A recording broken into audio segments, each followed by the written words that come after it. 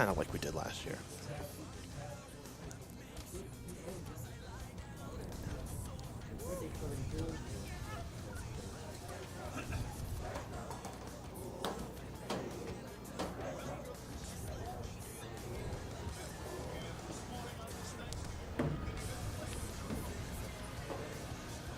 Happy Thanksgiving, everybody. Welcome live inside the broadcast booth. I'm Evan Massu, joined by Vic Pereira for Thanksgiving Day football, Durfee versus New Bedford. Vic, so glad you could join me again.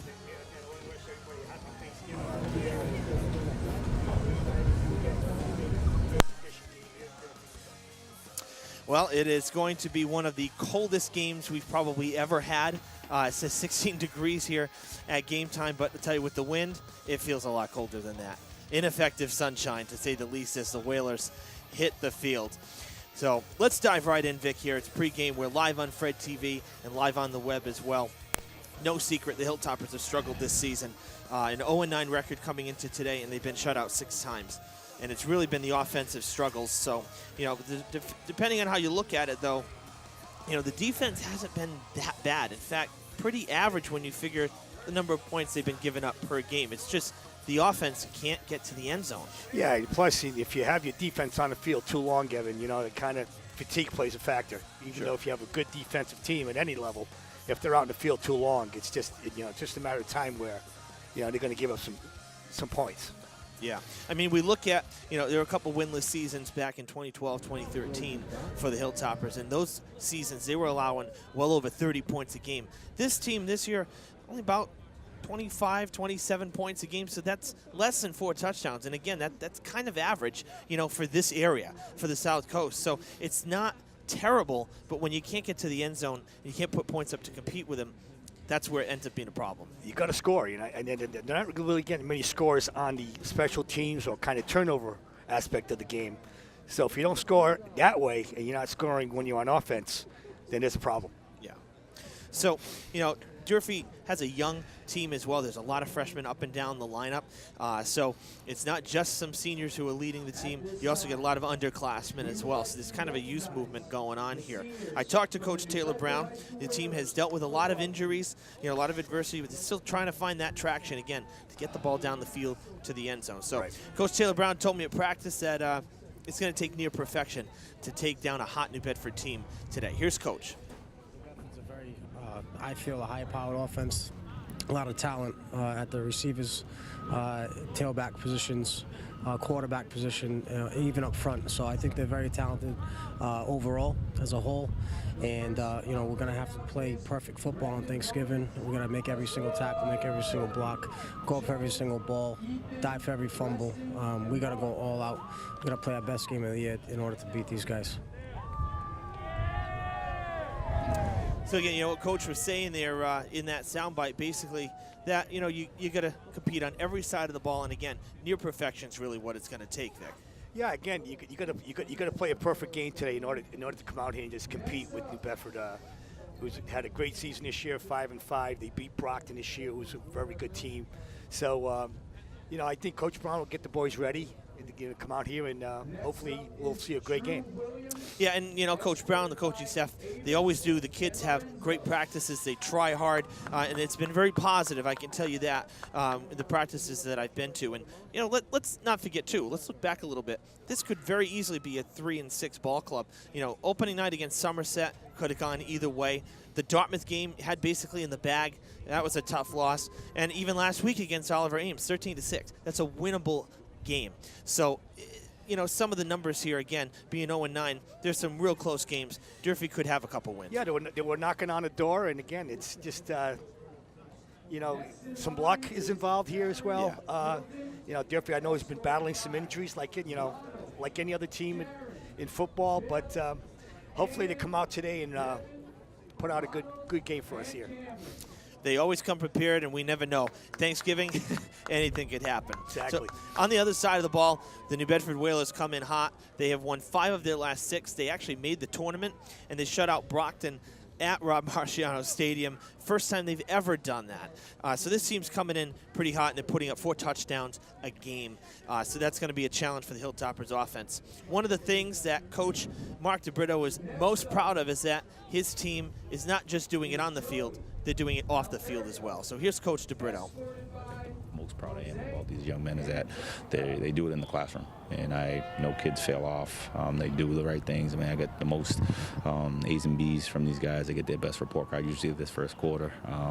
So again, that's something that I'm definitely proud of, that my young men are not just doing it on the football field, but also doing it in the classroom. And I mean, Vic, that's how it's got to be. If you want to be able to have that chance to do it on the field, you got to do it in the classroom first. Oh, again, when I was the athletic director at Durfee, you always stressed, the ultimate student athlete. Student comes first before the athletics. And I know Coach Brown kind of sends the same messages. We always stress that it's very important how academics is. So Coach Brito, Coach Taylor Brown, 2 great coaches going head to head today. I'm kind of looking forward to it. All right, Vic, prediction time. It's always hard because, again, sometimes we can be kind of close. Sometimes we can be way off. Yeah. I was way off last year. I have no problem admitting that. Who would have thought an 8-6 defensive shootout? Right, exactly. Right. So I will say, given I've seen the team play, I know how difficult it's been to score points. Anything can happen, but I just think the Whalers' offense, I really think it's just going to be too much. And I think part of the reason why is that Durfee's without Lucas Roque, who hurt his knee a few weeks back, so he's not expected to play, and he played both sides of the ball. He was one of the most prolific defenders on the team, and so losing him, I think, is going to be a big problem. I don't think it's going to be a close one today, Vic. I'm going like 30-7 New Bedford. 30-7 New Bedford. Yeah. Yeah. I But just that's don't me. have it in me to go against my Hilltoppers. I know. But I understand that.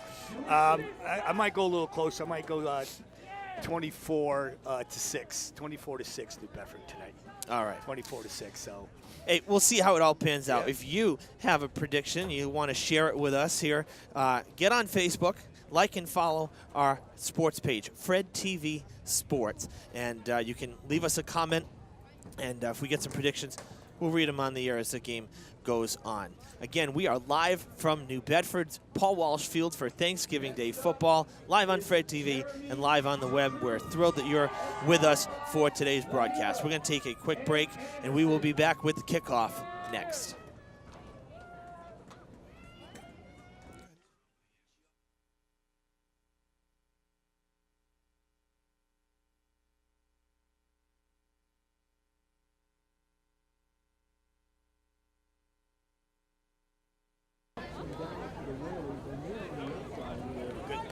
Okay, we are back here at Paul Walsh Field. Hello, everybody. It is a cold one. It is cold. We got the hand warmers going and the gloves, and I'm telling you, it's football, so why not? That Pat's hat is going on. I love it. It will be going on because, it's cold. We need to keep warm up here. Yeah, we're going to keep moving a little bit, move the feet, the extremities, and keep everything, try to get everything warm here. Good. Weather's definitely going to play a factor in today's game, Evan. Yeah. I don't know if there's going to be much passing involved here, but it's definitely going to play a role in this game. No doubt about it. Well, I'm happy to see you see one of our officials there on the sidelines, and some other, I think, spectators, or actually might have been coaches as well. It's good to see that there are some fans here. There's actually quite a bit more than I even expected. Nobody was here, maybe 10 minutes ago. Right. And you see the bleachers in your shot. Those are the visiting bleachers. So right. Those are the Durfee fans as the captains are meeting here at midfield for the coin toss. But yeah, fans are coming in, that's for sure. They just had the senior night ceremony. That's where we just bumped back into out of that PSA. And I want to kind of allude to that PSA a little bit. The Vietnam veterans, Bill Damaris, Joe Marshall, Judge Macy, and Dr. Jack Sprague, they all helped us out. You saw them in that footage as well. They asked us to help them promote this replica wall, Vietnam Wall, just like they have in D.C. at the National Mall. And it's going to be an 80% scale wall. That's going to be amazing. It is. Again, there was great footage there. They did a great job. And Thank you. Another great thing for the city as well. And they're really doing a great job of that Bicentennial Park area. That's going to look beautiful. I'm looking forward to when that gets completed. Yeah, and I don't think, I mean, I don't know how many people realize the massiveness of that wall, in the magnitude of that wall in D.C. I've seen it, and it is huge. So this is going to be really quite a memorial for Bicentennial Park, and so we're very happy to be able to help with that. And it's an ongoing thing, so we'll be covering. I'm sure that when there's a groundbreaking, we'll be there, et cetera, et cetera. So it's going to be a continuing project, and we look forward to continuing to help out. Fall River always, as it said in the PSA, we have a tradition of honoring our veterans, and I think we do a real good job of it here in Fall River. Absolutely, absolutely. New Bedford has won the toss and will take the football on offense for Thanksgiving Day. And you'll see both teams, they shook hands, and now they're going to go and huddle up and get fired up. Maybe try to warm up a little bit. Yeah, absolutely. So Coach Taylor Brown leading the Hilltoppers again, and Mark DeBrito, the head coach for the Whalers. And one of the things that gives me some faith with Durfee here is, for whatever reason, Taylor seems to, I don't know if he noticed something a couple years ago, but man, he seems to pull out all the right plays against New Bedford, at least the last 2 years in those wins.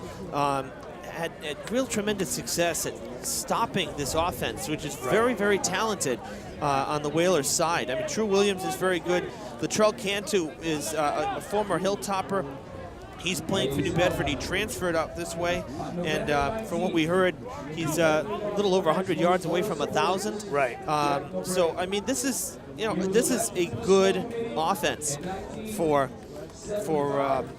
the Whalers. Latrell is a running back. He was the QB for Durfee, but True Williams, the QB for New Bedford, at 6'3", 220. I mean, he's a big kid. I mean, I'm 6'1", and I was looking up at him when I was interviewing him, and we'll hear from him at halftime. So, I mean, seriously, he's a big dude. Big dude. It's like a college player or NFL. Oh, he's NFL going player. somewhere. 6'3" and change, and playing that quarterback position. That's a big advantage. Yeah. You see the everybody standing. The now we invite all to stand. Players' helmets are removed, so we'll take a quick pause for the national anthem. Danilo, Miss New Bedford.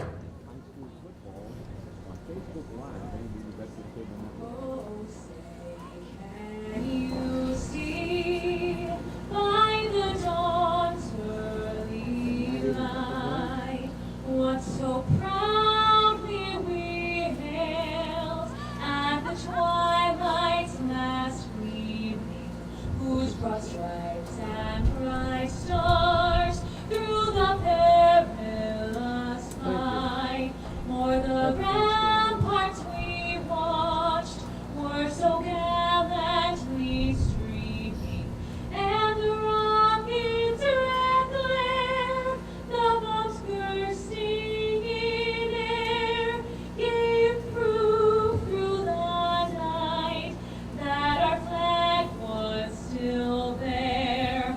Oh, say does that star-spangled banner yet wave o'er the land of the free and the home of the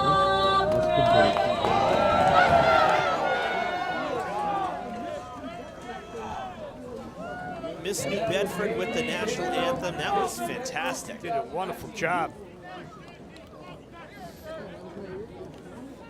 All right, we are just about ready here on Fred TV to kick off Thanksgiving Day football in 2018, and it's very, very exciting to be live on the road. We don't normally get to be live on the road, and so we're really thrilled to be able to bring you this live coverage on Fred TV and on the web of Durfee versus New Bedford. based on our sources, this is meeting number 127 in this century-old rivalry. So really exciting stuff. And I'll tell you, it doesn't matter the weather. I mean, I remember my senior year. We played here. That was fall 2006. And it was a nor'easter, like the rain we had earlier this week. I remember that one. And oh my gosh, it was just awful. 40 degrees, a wind-driven rain. I mean, we're standing there with umbrellas and hoods, and we're just dripping. and you know what? No one left. Everybody showed up, and it was so much fun, even under those conditions. And I respect both ADs, Tom Tarpey and Brad Bussin, for keeping up the tradition and having it played on Thanksgiving and not playing it last night or tomorrow. Yeah, I agree. I agree with you right there. Joseph Johnson taking the ball back, number 6 for New Bedford, right around midfield. So the Whalers will have good field position to get this one started.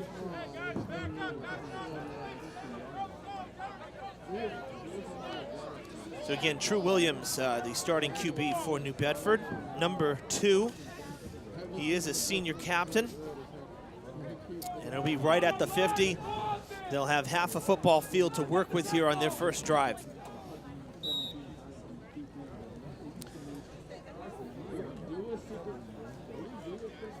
Kind of a short kick there to start the game to allow New Bedford that good field position. Yeah, and the wind is blowing up that direction, so probably tried to keep it low on purpose. True takes the snap. Actually, that was snapped directly to Baron Hilton, number 2. So that wasn't even snapped to Williams.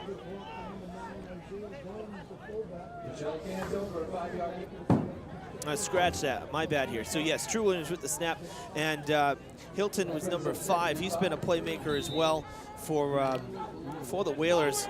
Remember that name from last year, but right now in the backfield, number 26, that is Latrell Cantu. So Williams with the snap here.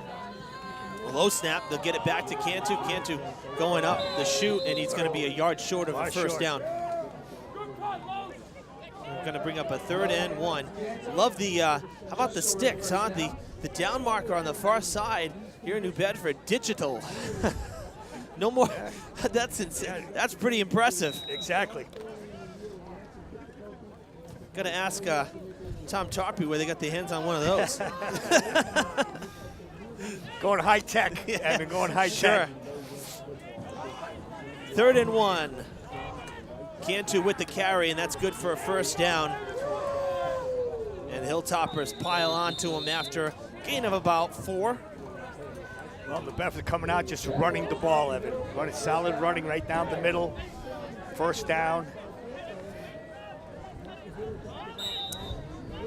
While we get started here, want to thank New Bedford Cable for always being good friends, good colleagues in the public access television industry here, giving us the feed, helping us out as we always would do for them when they'd come to Fall River.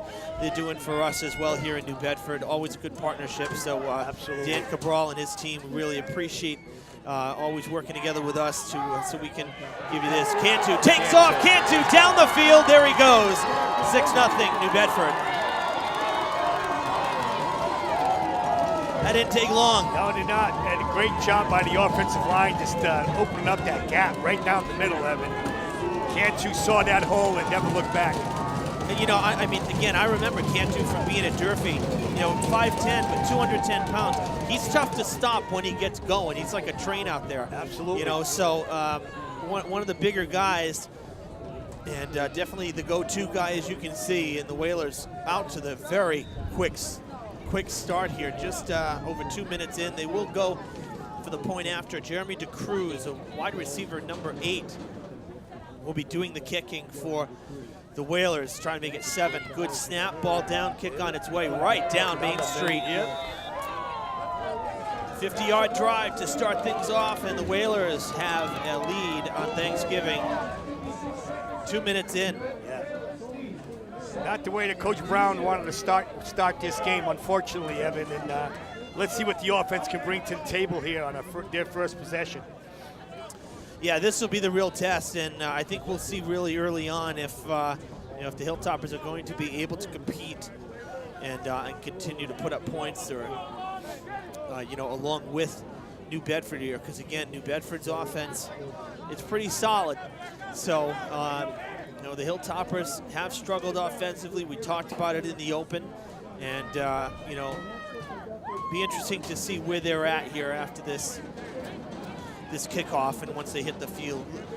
Back deep for the Hilltoppers, number 27 is not on our roster at the moment.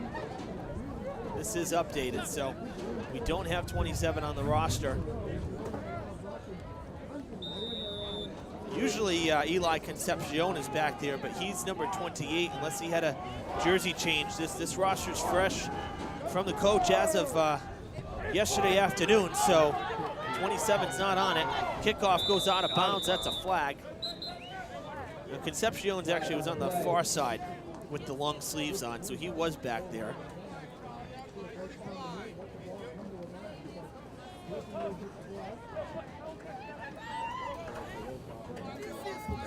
Durfee was dealing with some injuries, Vic, right from the start. Offensive injuries. Jan Rosa, wide receiver, he's a senior captain. He was out for at least half the season. Again, they lost Lucas Roque. So two big guys.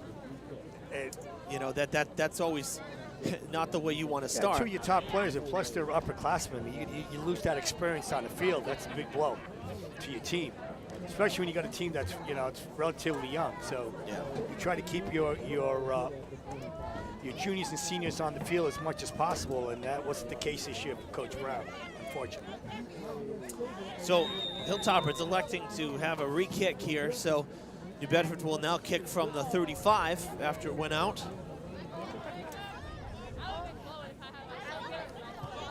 Line drive kick floating.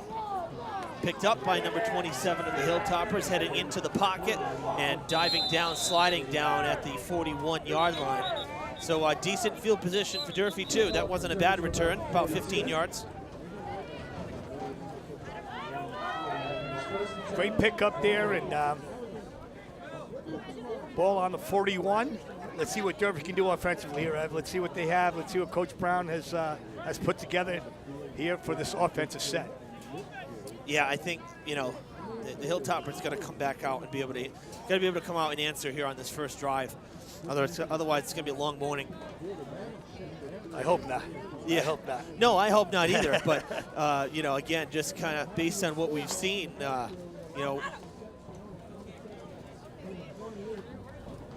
and the official, actually, the ball going to be at the 46. We saw the official come over offside before the snap even happened here, before anybody even got to the line. So, a loose ball, and that, I believe, it's going to be a fumble recovery. That was a lateral toss. Lateral toss.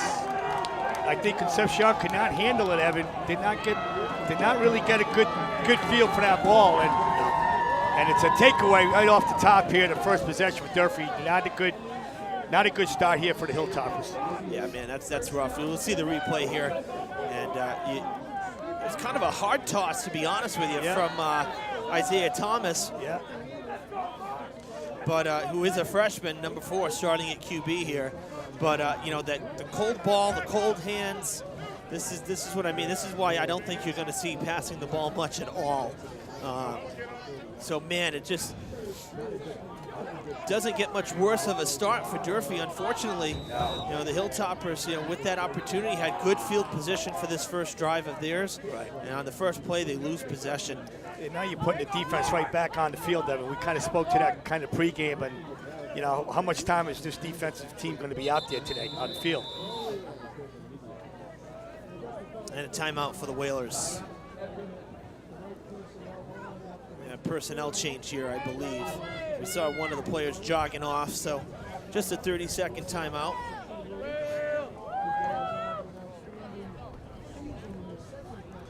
Also take the time to thank Athletic Director Tom Tarpey, always making sure we have a spot here in New Bedford. as well as Coach DeBrito, giving me some time at practice last week when I visited them, when I visited the Whalers here. So always appreciate that. He hands it off. That goes to number 5, Baron Hilton. Good run on first down, a gain of 8.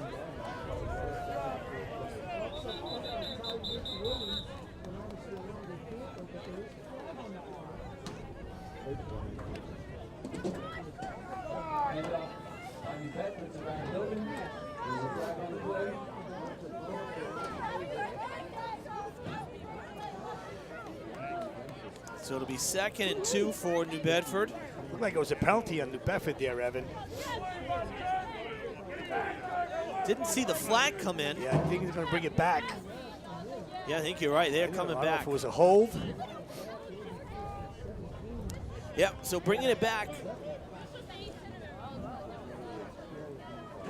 I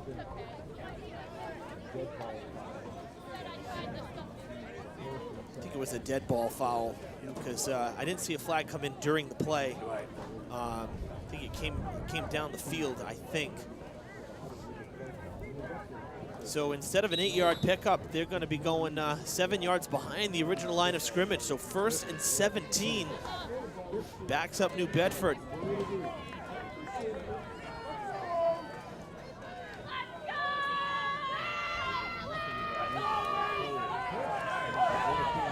Rolling out is number 10, Shaggy Barrows. And he takes it around that far side, kind of an end around. Gets about 9 yards on the play. You know, according to the down marker, it's actually 3rd down. I wonder if they lost a down on that penalty.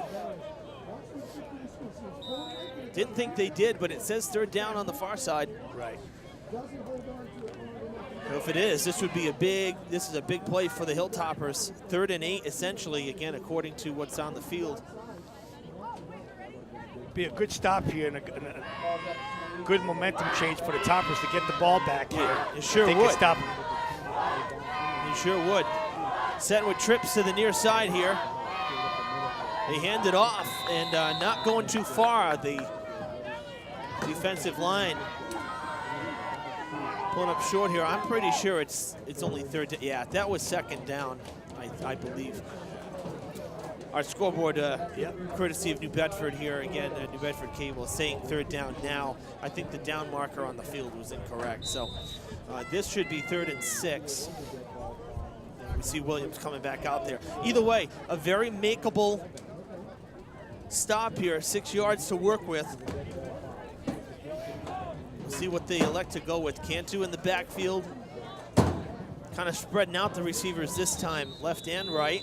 And now a timeout, I think, called by the Hilltoppers. Yes, Hilltoppers calling full team timeout. They'll go into the huddle.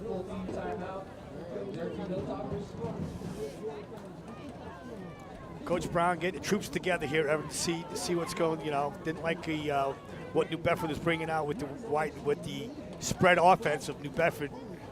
So he's kind of trying to get the defensive team together to see how they can stop New Bedford from getting this 1st down. Yeah, this is a big play early in the ball game. Yeah, look at the fans. You see the fans all bundled up. I mean, now from what we were told, it seems to be better in the sun, they're saying. I mean, we're not in the sun. No. We're inside with the window open and wind blowing in. You see the box. Yeah. So we're right in there, Evan. Somewhere right in that. Somewhere right in there. Little shack. Yeah. You know what they say about confined space? I don't know how an igloo can be warm Exactly. when this is, when it's definitely below freezing in here. All right, here we 3rd go, down Ev. and a long 6. 3rd and a long 6. Williams looking to pass. A lot of time going down the field. Swatted away. That is a great play defensively for the Great Hilltoppers. job. Number 2 for Durfee. Jan Rosa playing deep there, swatting the pass away. There was good pressure, too. Had a 2-man rush coming up on Williams. Great pressure on the quarterback and kind of, pass that ball on a distress. Yeah. Great defensive stop by the Hilltoppers, Evan. That's big. Very good. Now the question is New Bedford going for it here? Will they go it on? You know what? I'm going to tell you what. The guys on the field, The guys on the field had it right. That was fourth down. That was fourth down. It was fourth down. Play whistle dead. I think somebody jumped at the line. I think gonna have a false start. Yeah, we got to get these the downs in check here because so I was a little confused there for a second. trust the field, I guess. Yes, yes. So that was on fourth down, an even bigger stop when you consider right there, because that would have been a first and could have been a touchdown if it was not swatted away. There's a lot of room behind the intended receiver. So 5-yard penalty backs up Durfee on the false start. 1st and 15 from the 22. Not a place where you want to be. That you had these little mistakes that that kind of hurt you with field position. Good handoff that time, a clean handoff. Concepcion only getting a couple yards.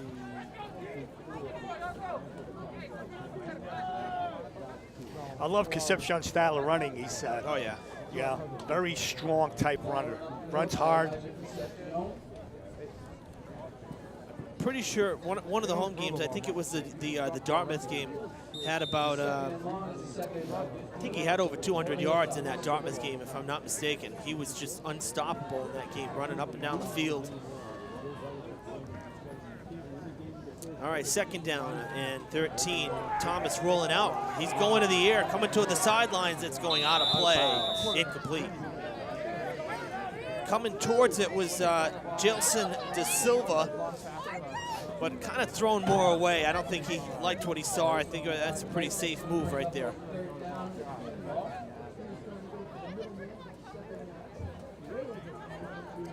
Give the kid credit. The kid Thomas, freshman, coming out here playing against the Bedford Thanksgiving Day.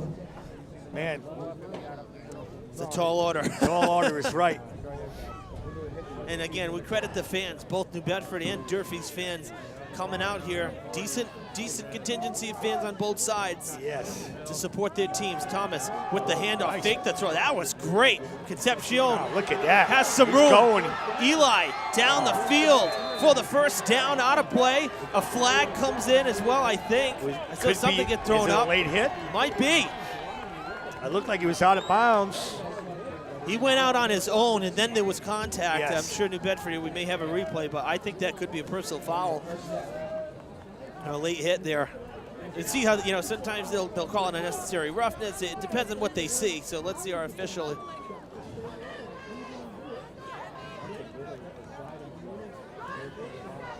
Yeah. Coach DeBrito not happy, walking away from the official. It looked close. I don't know if he was still in bounds there. We'll take a look. Let's take a look here. That was a great handoff. Man, nice play. Let's see. Good run from Eli. Looked like he was in bounds. Yeah, it was close. It sure does look like he was in bounds. It looks like he was still in bounds. We'll take the call. Durfee's not going to complain about it. That didn't work in there. That did not work out well for Najir Montero. Now, Montero got some starts at QB as well this year. He's a sophomore. He actually was, we also saw Alvin Ditt, another one who started. He was a senior, and he got some starts. So, right. Again, talking about the QB position pregame, it kind of been a bit of a rotating position here, kind of next man up. And that's such an important position. Yeah. I look at the quarterback position being almost like the point guard position in basketball. You need that leader on the offensive side of the field. So, Coach Brown looking for that right fit. 2nd and 12 after a loss of 2. They try the shuffle pass to Eli Concepcion again. No fumble, but a loss of 2 more yards. And he looked like he bobbled that a little bit on that catch again, Evan. I don't know if, maybe they're better off just getting that solid handoff. Well, especially when if it's, backwards passing here, that's what happened earlier. If a lateral is a live ball, if you don't come up with it cleanly. Correct. It's not an incomplete pass.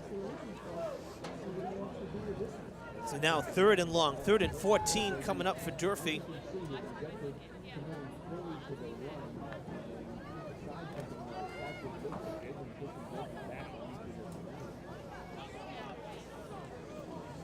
Going to spread the field a bit.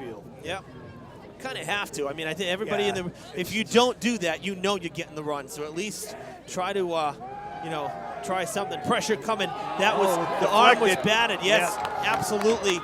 Coming in hot and heavy was Isaiah Gomes. Yeah, and unblocked too, Evan. There was no one there to kind of block him. He came in and went right at Thomas and got a hand on that ball. Luckily it wasn't intercepted. Yeah, because you know what? The ball was coming out of his hand pretty good. He kind of wound up to fire deep, and there were receivers going down the field. He just got rid of it just a tick too late. Yep.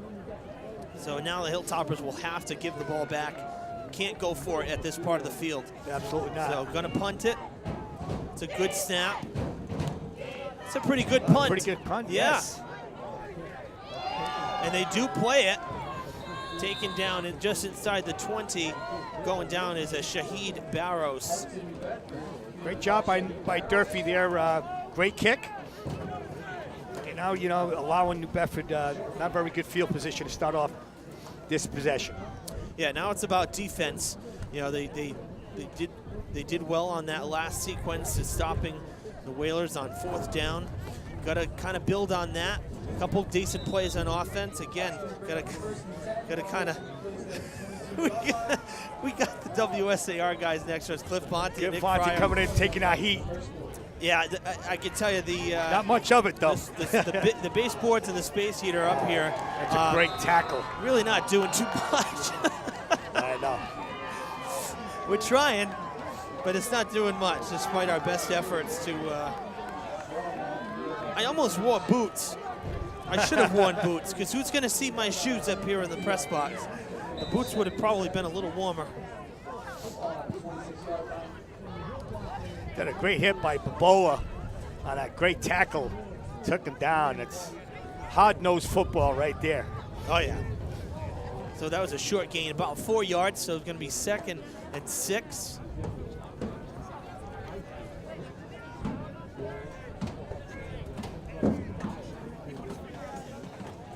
Hand it off, running right into the pile. Another gain, maybe 2 yards or so, 3 yards. So going to bring up 3rd and short.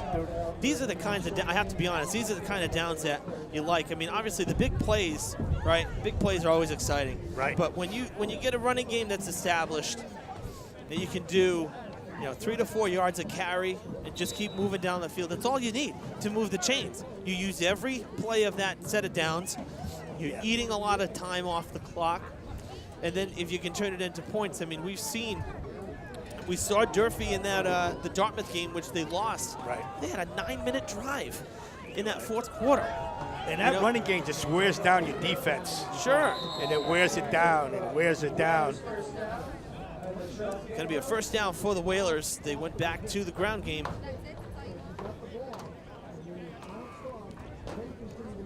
And I look back at that drive, and that was one of the best drives I can remember in recent years for Durfee, just because how well executed it was. I mean, it was really just a classic. It's like what you would see from, the NFL or, the Patriots when they say, let's just kill the clock. Well, that's what they did. And, unfortunately, the kickoff return right after they had scored is what did them in. But regardless, it was still a great drive.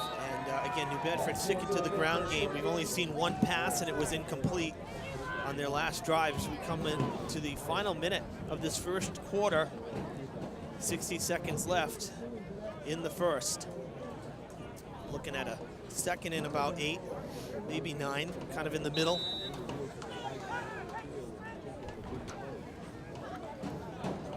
Bedford just being consistent with that running game, running it right down your throat,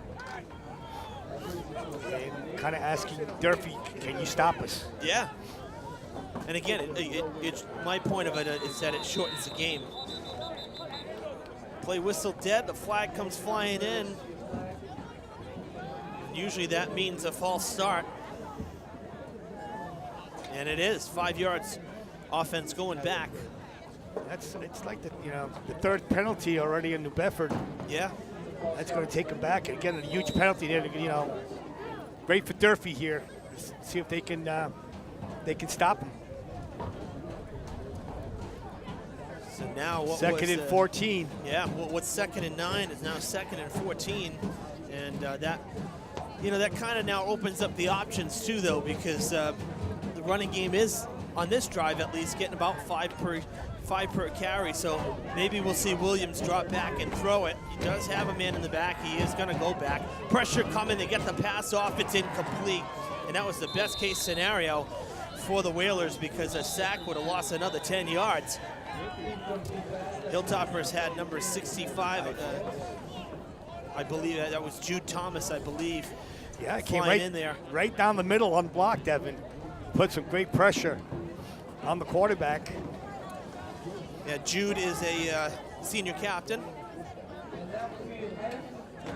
That's the end of the first quarter, Vic, so 11 minutes in the books. Yes. And aside from that first drive, things just didn't pan out well for Durfee. Those first couple minutes, maybe some jitters, who knows. Especially that long run into the end zone. After that first offensive possession by New Bedford, I think Durfee settled down a little bit. The defense did a great job of holding New Bedford just to 7 points in the first quarter.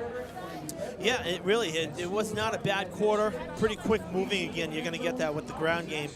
But aside from that first drive for New Bedford, I'd say fairly evenly split. No one's going nuts here. No.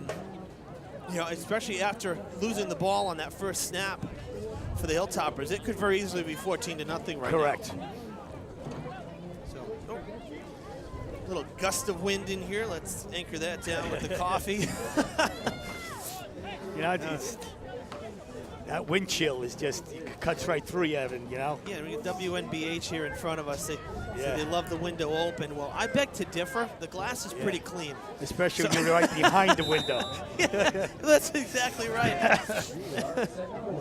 All right, 3rd down and 14. Williams going to drop back. Here comes pressure. He is hit down the field. Almost picked off right through the hands of Jailson De Silva, but more importantly, the pressure, good coverage down the field. Yes, a pick at midfield would have been great, but you're forcing the Whalers to give you the ball. Again, that pressure it came from Jude Thomas right back.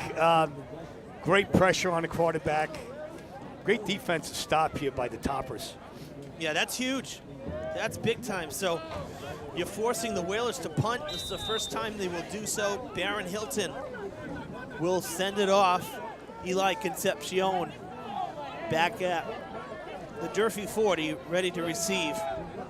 This should be put Durfee in a pretty decent field position. Oh, they're faking it. Fake punt. And you know what? He's going to get the first down. Wow, it did some. Hilton is going. Hilton's gone. All the way. Unbelievable. That's stuff that just cannot happen. Absolutely not. Missed tackle up front there. Should have been down, and after that, it was all she wrote. Again, New Bedford, beginning of the first quarter scored, beginning of the second quarter here, put points on the board, Evan. Yeah, but I'll tell you, this isn't like Cantu's run where you're from scrimmage. That shouldn't happen. That was ugly. Very exciting play for sure, but the Hilltoppers had the men there to make tackles. Oh, had 2 players there, Evan. You got to put the man down. Yep. And 4 missed tackles there. They'll go for the point after. Low snap, but the kick is money. 14-0 Whalers to start this second quarter.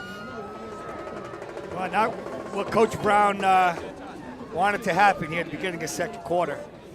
Oh my gosh, of course not. You pressure Williams on back-to-back passes, on 2nd and long, 3rd and long. Good coverage down the field. You force them to punt it. I mean, I'll be perfectly honest. You got to expect the unexpected, but I wasn't expecting that. Hey, I really did think that they would have kicked it. Not in a good spot on the field. I mean, if Hilton went down on 4th down where he should have gone down after faking it, Durfee would be at the 30-yard line. 30-yard line, correct. Of New Bedford. Yeah, a gutsy call by Coach Brito's staff there on that call, and it paid off. It did. Sometimes you got to do that. You got to take chances. And I'll be honest, last year, gutsy call didn't pan out because the difference in the game ended up being a 2-point conversion. So, and it didn't pan out for New Bedford last year. this year, a gutsy call, and it has panned out so far. 14-0. The Whalers will kick it off. Let's see how Durfee responds here, Evan. Let's see if they can just, keep that same mindset of, staying in this game. Bobbly punt. On the ground, picked up by one of the linesmen, number 59. 59. That's Jordan Giottis. Good pickup, got a few yards. Giottis, you want to talk about fighting injuries and stuff. Had some knee issues. Basically tore his meniscus. They went in basically like repaired it, hollowed it out, whatever they do. And he was able to make his way back here this season. This all happened during the season, which is pretty remarkable. So I'll give the kid credit. It really worked hard to rehab to come back and play. And look, he's playing today in, one of the best traditions in high school football. Another flag before the play. I think it's another false start. Both sides having trouble with the hard counts here. Yes. Oh, too many men. That's just that's just the breakdown of communication. Yeah. With a team like New Bedford, you just can't give them these type of penalties. And well, let's see here because they haven't moved the ball yet. The officials. I think they're going to though. We did again. That flag did come in. Then we saw a timeout. Looks like it might be. Oh, the ball's staying.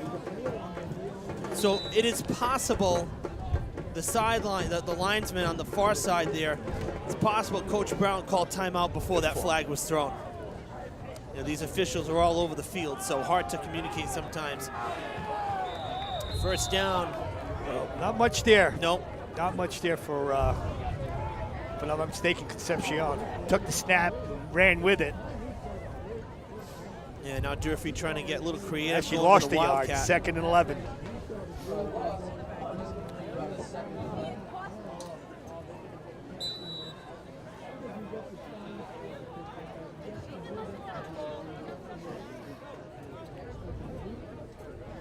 I enjoy coming here to New Bedford. The number one, let's just say this field. This is probably the greenest grass field in the area. Yes. The field is in fantastic shape, but this vantage point, it's like the old Durfee field was. You're a bit higher. Got a great view. Yeah. Well, I mean, while we have the more modern facility, of course, at Mac Aldridge Field, which believe me, it's great. But to get this angle, you got to be up on the roof, and I still don't know if we're even that high. The bleachers on these newer stadiums are quite a bit lower traditionally, more like the bleachers across the way, where the visitors are here. Diamond, I have to say, Diamond's my favorite angle. Being on the roof and with the way the terrain is, it just drops off for the bleachers, very long bleachers. I mean, you can see without any issue every yard marker on that far sideline at Diamond Regional. It's such a great angle. This is very close to that little extra vertical look. Good dive forward there from Isaiah Thomas, the QB, to get a couple extra yards. But really, you need almost, there's a fine line between being like almost straight on ground level versus too high where you're looking straight down. Right. This is This is perfect. This is really right there. Like I said to athletic director Tom Tarpey, now if you could just get the baseboards to work for when it's cold, this would be a great press box. It would be. Or some hot coffee here, for yeah, I for know. the working folk. I thought styrofoam you got cups iced coffee now. Yeah, I thought they were supposed to be insulated, but evidently not when it's sub-zero. 39 here, Ev. They hand trickery it off. play. Yeah, Jan Rosa going end around, stiff arms. Oh, might what be a short. great tackle by I think Joseph Johnson on that far side. Some commotion here. Yeah, Got some flags flying. Yeah, this is not good. Nope. Not good at all. Not good. And I think, honestly, to me, that's 9 weeks of frustration for Yeah, Durfee. could be. Spilling out right there. Let's see what the flag I'm is. not blaming Durfee yeah. because we didn't get a good look. Yeah. It was a hard tackle. Yeah. hoping we'll get a replay. Bunch of flags. Here's the replay now. Here we So go. you see Rosa rolling out.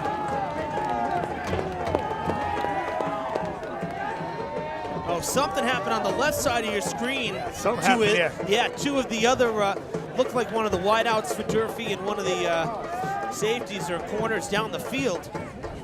So it wasn't anybody involved in the play.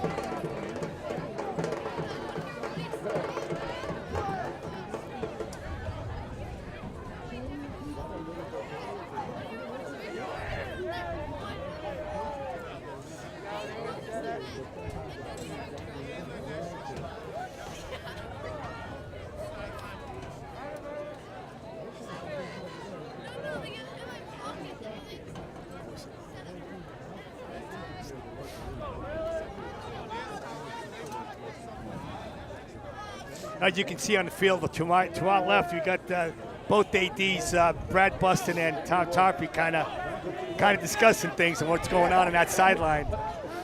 Yeah, absolutely. And you know what? And credit to them as well to be down on the field right away. You know, Brad doesn't tolerate anything. Neither did you when you were doing that. Neither does Tom Tarpey. You want to come out here. Yeah. You want to come out here and play and be sportsmanlike. You know, you got to play hard. Yeah. But you got to play within the rules of the game. No dirty stuff. No, of course. Yeah. And I mean, this is the biggest stage of the year for these guys. You know, everybody's watching. Right. This is not the time to, you know, to act that way. Right. And it was, again, hard to tell who initiated it. I mean, they're playing hard-nosed football, but you gotta play within yourselves as well. I want to see what the verdict is and what the call is. Yeah, I mean, I'm just hoping, honestly, for both sides, I'm just hoping that no one gets tossed out of the game. That's correct. You know, because that would be detrimental to either side. We don't want to see that. Well, it looks like someone might be, one of the Durfee players looks like might be ejected from this game.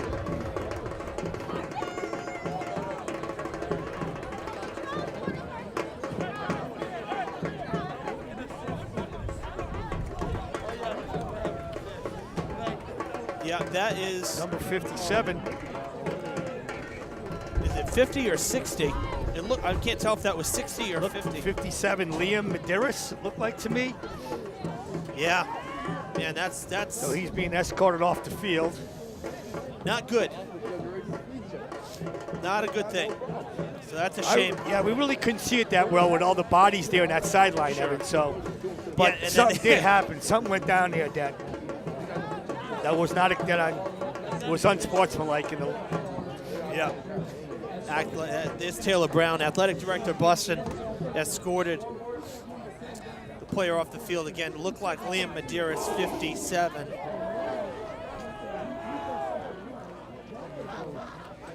The fives and the sixes blend so much. Yes, So much. yeah. It's so hard to see.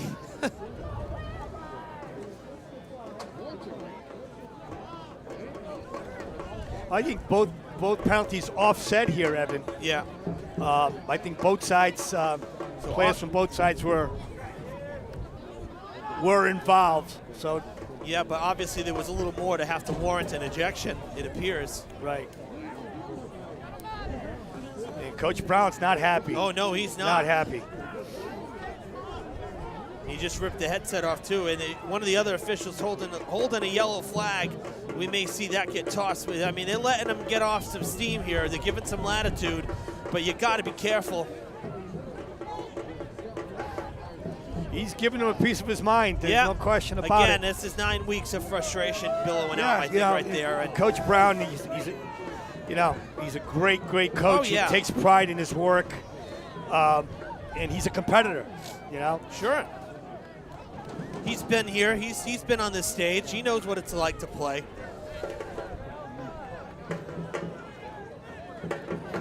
So a little delay here. Hopefully we can get back to some football.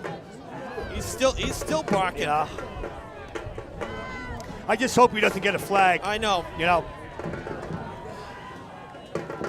Well, maybe this will fire up the Hilltoppers here and see what they can do.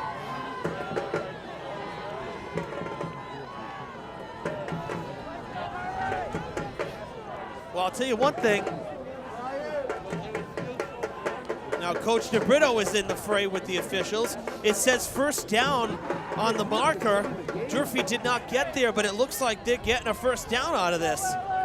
You know, They're getting a fresh set, so now Coach DeBrito not too happy. well, Here's the play again. there was So that was It's right there. That was number 12. 10 for Number 10, Durfee. yeah. That was Montero. So it wasn't even 57. He must have done something else Yes. in the pile. Thomas looking left, looking right. Gonna take it himself. nice.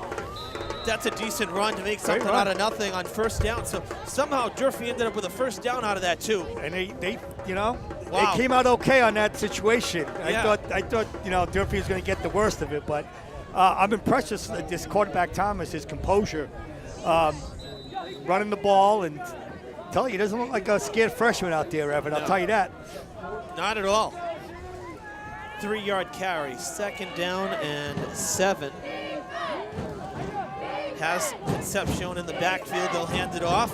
Eli plowing through the pile, pumping those legs great forward. run. That may be good enough, maybe very close. They got to get him going, because once he does get going, he's very tough to tough stop. to stop. Very Absolutely. tough. This should be about inches short. Yeah, half a yard short. So looking at third down, 3rd and 1, 3rd and very short here. Durfee needing to get the first down, keep this drive going. They got Concepcion in the back once again. Pressure coming. They force it right up to shoot. That should be good enough. Falling forward. That extra push.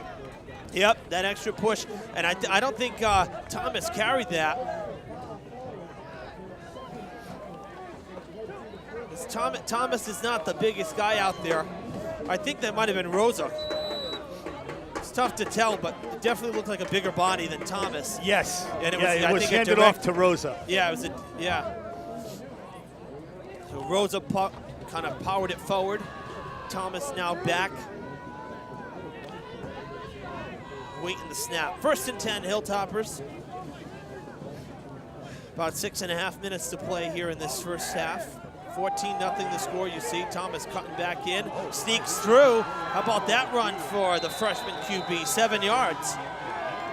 I think New Bedford was kind of playing for him to toss that ball to Concepcion, but he kept it and got a pretty good yardage on that play.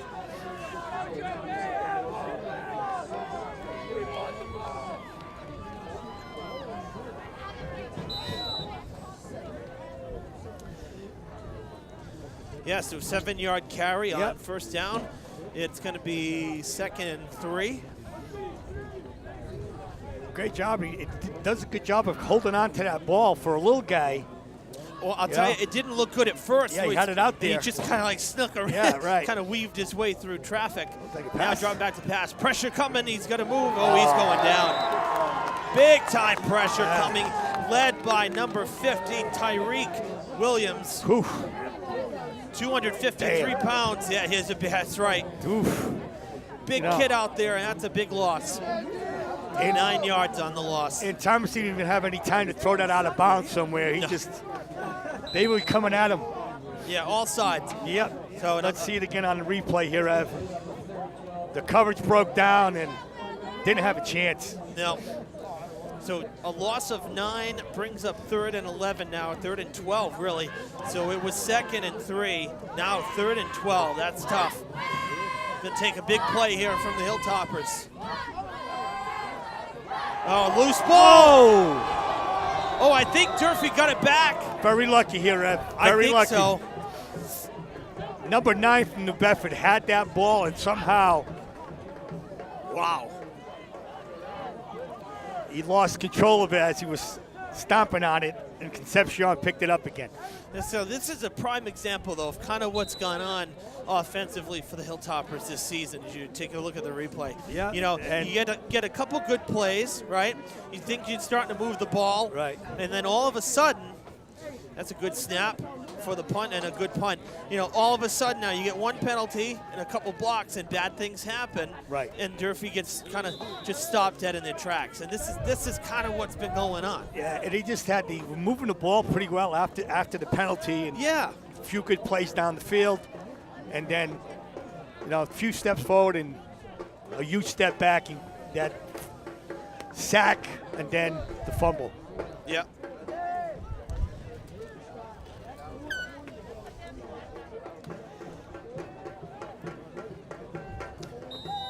So the Whalers, with 4:21 to play in the half, will take over after the punt, which was a good one, mind you. 1st and 10 from their 24.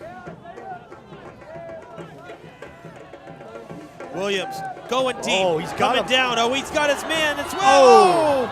Oh, overshot him, looking for Alvario, Joey Alvario, the intended receiver. He had him. He Sure did. That would have been the kill shot right there. He there. just overthrew it, Ev.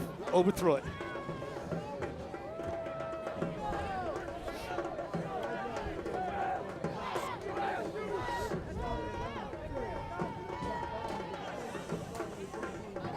So it'll bring up 2nd and 10. Man, that was another big play call, though. I mean, it was set up, and Alvario got his separation down the field for sure. They're going to spread it out again. I think the wind got a hold of that one, Evan. Took that a little too far. Oh, loose ball. Loose ball. On the handoff. No pile on it.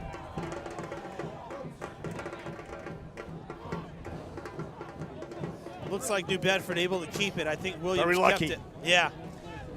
Ken, it seems like the players are having a very difficult time holding on to that ball, Evan, even on the handoff.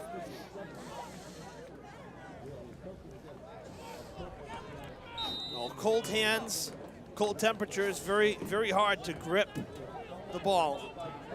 Never mind hold it, you know. Absolutely.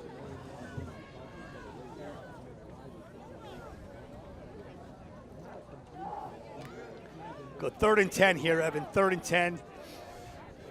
Yeah, actually a little more. Looking at 3rd and 13 after the loss because of that fumble. So big spot, another big chance for the Hilltoppers defense here. This would be a good stop if they can get it. Williams connects, but the defense is there.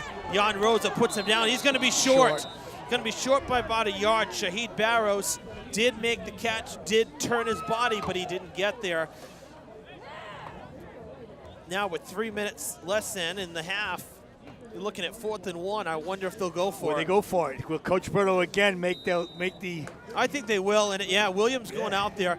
Honestly, I'm not surprised either. So 4th and 1. Tell you, Coach Berto making some gutsy calls here. You know, the fake punt. 4-1 here. Yeah.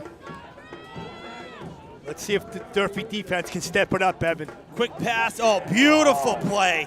You want to talk about designing a play. That Jeremy DeCruz got there for the first. Yes, he did. Wow. Everybody thought it was the handoff. That well-designed play. That play reminds me of the game-tying two-point conversion for the Pats in the Super Bowl against the Falcons. Remember they had Dola, right? Yeah. They had him come forward. He came up the line just to get behind Edelman just enough, and then Brady got the quick pass to him. That was almost the same type of thing. Durfee was playing that run.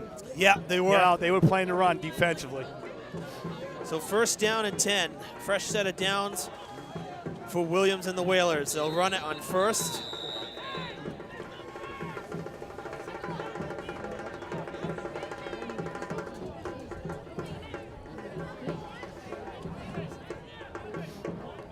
Timeout, New Bedford. Well, now you're under 2 minutes here in this half. Whalers just got the 1st down, and I'm sure they want to, if they can, they want to get some more points on the board. Yeah, and eat that clock up, Evan, too, as well, and Yep. take them to the end of take them to halftime.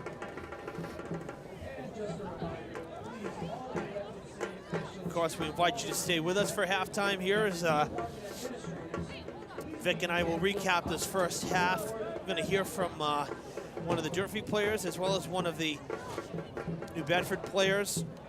And we have some highlights from Diamond's Thanksgiving Eve game from last night against the New Bedford Vogue Bears. So kind of a stacked halftime here. So we'll run down all that stuff for you. We hope you'll stick around during the break, during the halftime.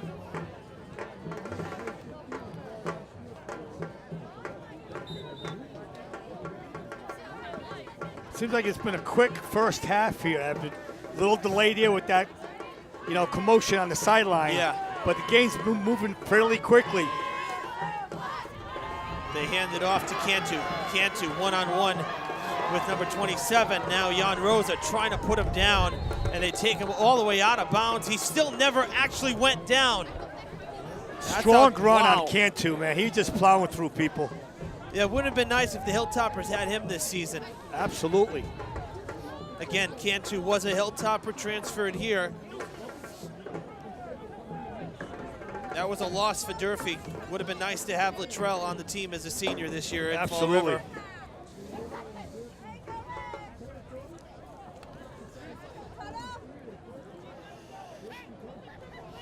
More importantly for New Bedford as well, with that going out of play, it stopped the clock. They didn't have to burn a timeout.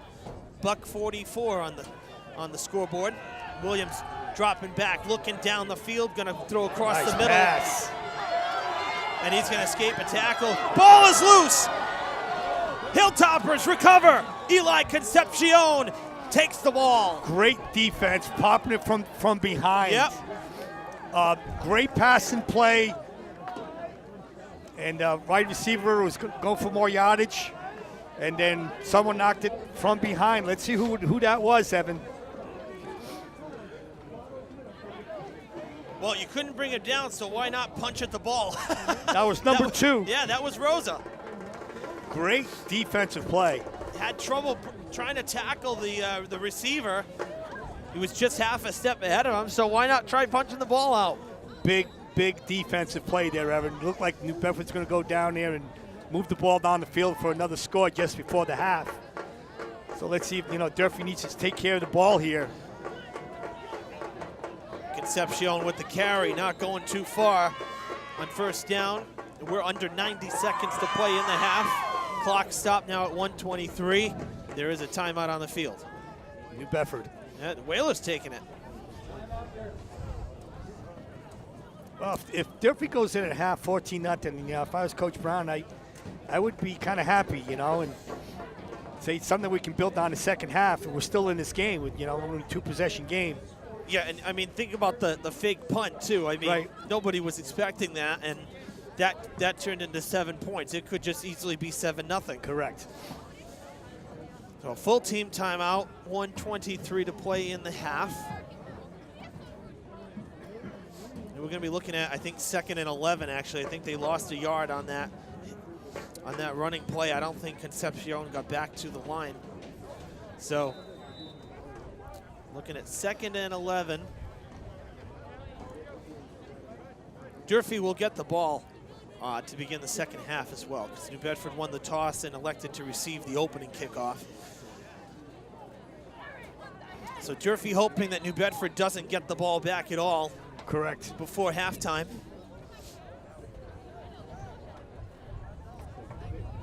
Trips on the far side, like in a bundle off to the left, off camera, in fact.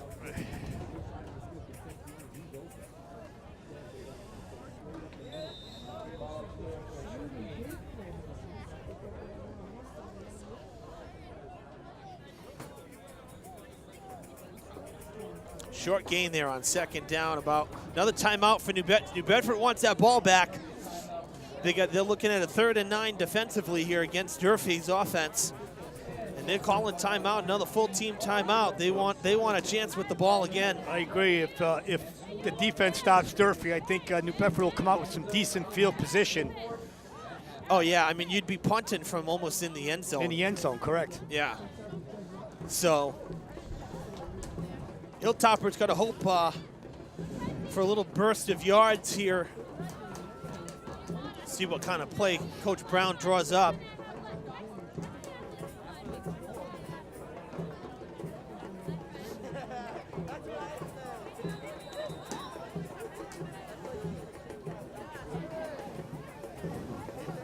Like you were saying earlier, Ev, it's a decent crowd out here today. Even though, very cold out there, both schools, supporting their teams pretty well today. Yeah, and people still coming in. Yeah. Despite it being halftime. 3rd and 9. Thomas awaiting the snap. Oh, they caught him offsides. The flag comes in. I think that's offside. I don't know if the play is dead, though. Usually that signals a false start. But I saw movement So from moving the, on from, the right here on the yeah, I saw movement from the New Whalers Bedford's side. defensive line, correct. To me, this should be an offsides, a neutral zone infraction. It is. Yeah. 5 yards. They baited him. You notice how long they waited to snap the ball. And the Whalers have been kind of getting antsy at the line, getting a couple steps leading to it. So 5-yard penalty makes this a little more doable. 3rd and 4th. A little impatient on the defensive line for New Bedford. Yep, 3rd and 4.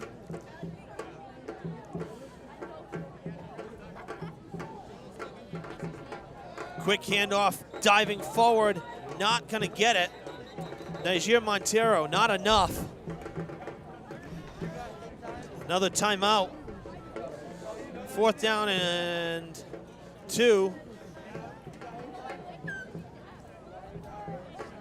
Thomas heading to the sidelines, and it appears Durfee will punt it away.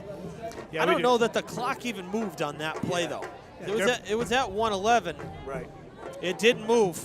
Durfee doesn't have much of an option. They got to kick it out, and again, it's going to allow New Bedford some decent field position. Yeah, and the clock is definitely wrong. Something happened with the clock there, because it was at 1:11 before that play. 1:15. Getting screened here, the goalpost. The uprights here. We're having trouble seeing the full minutes here, but it looked like the second marker. It looked like it was 1:11, but I stand corrected. Now Durfee calling the timeout. Yep. So it looks like New Bedford will get the ball back with some decent field position to end the quarter here. Coach Brito probably looking for another score. Oh, absolutely. Absolutely. Now this group of seniors has not won on their home turf on Thanksgiving yet. So, because the last time we were here 2 years ago, they were sophomores and the Hilltoppers won it. So this is a game they want badly. And that's the game that Nick Salmon had a punt return here. Yeah, he actually started with the kickoff return. Kickoff return, correct. And then there was a punt return as well. There was a good punt. That was a prolific day for Nick, let me tell you. All right, 4th and 3.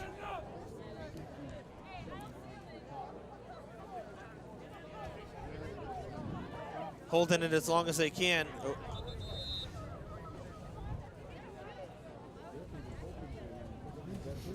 I think Durfee is looking to get New Bedford off sides again without. Why not?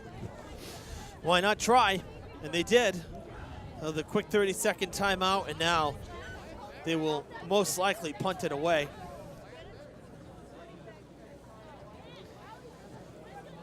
Been an eternity to get this play off. Yes, it has. My gosh. The last few possessions, timeout here, timeout there. And yeah. I guess it wasn't a 30-second either because the Whalers went into the full huddle.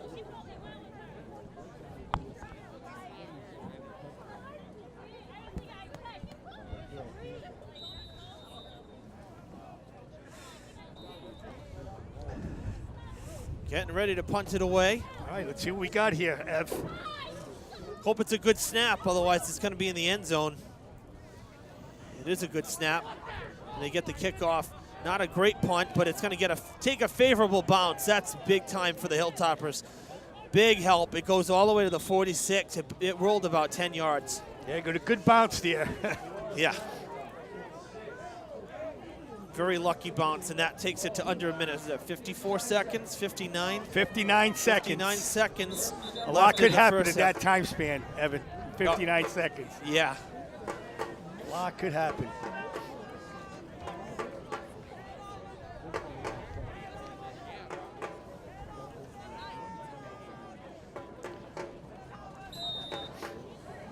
Here we go. And honestly, I would expect to see Williams trying to go down the field. taking a few deep shots. And the way Cantu's been running, Yeah, fake handoff, you're right. looking down. Williams lets it fly to the end zone. He overshot him again. That was Alverio again. He had to step on the defensive player, but again, it's just overthrown. Yep. And and the wind isn't they're not playing with the wind right now.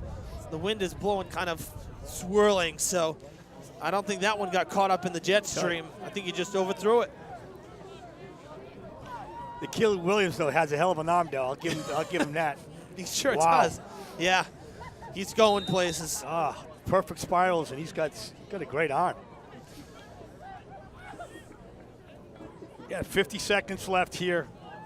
I would expect them Second and 10. to try again. I mean, they don't have anything to lose. 14-0 the score. I would expect another deep ball. Plenty of time. Oh, now it's collapsing in, and Williams is going to get the sack here. He's gone down, a loss of 6. Big play from the linesman for the Hilltoppers. And that keeps the clock moving. No timeout yet. That's a big play. Big play. Looked like number 59 was in there for Durfee. There was a few players in there. 16 seconds. Clock rolling. Williams lost it. Down the backside. Nobody home. Incomplete at 9 seconds. Brings up 4th and 16.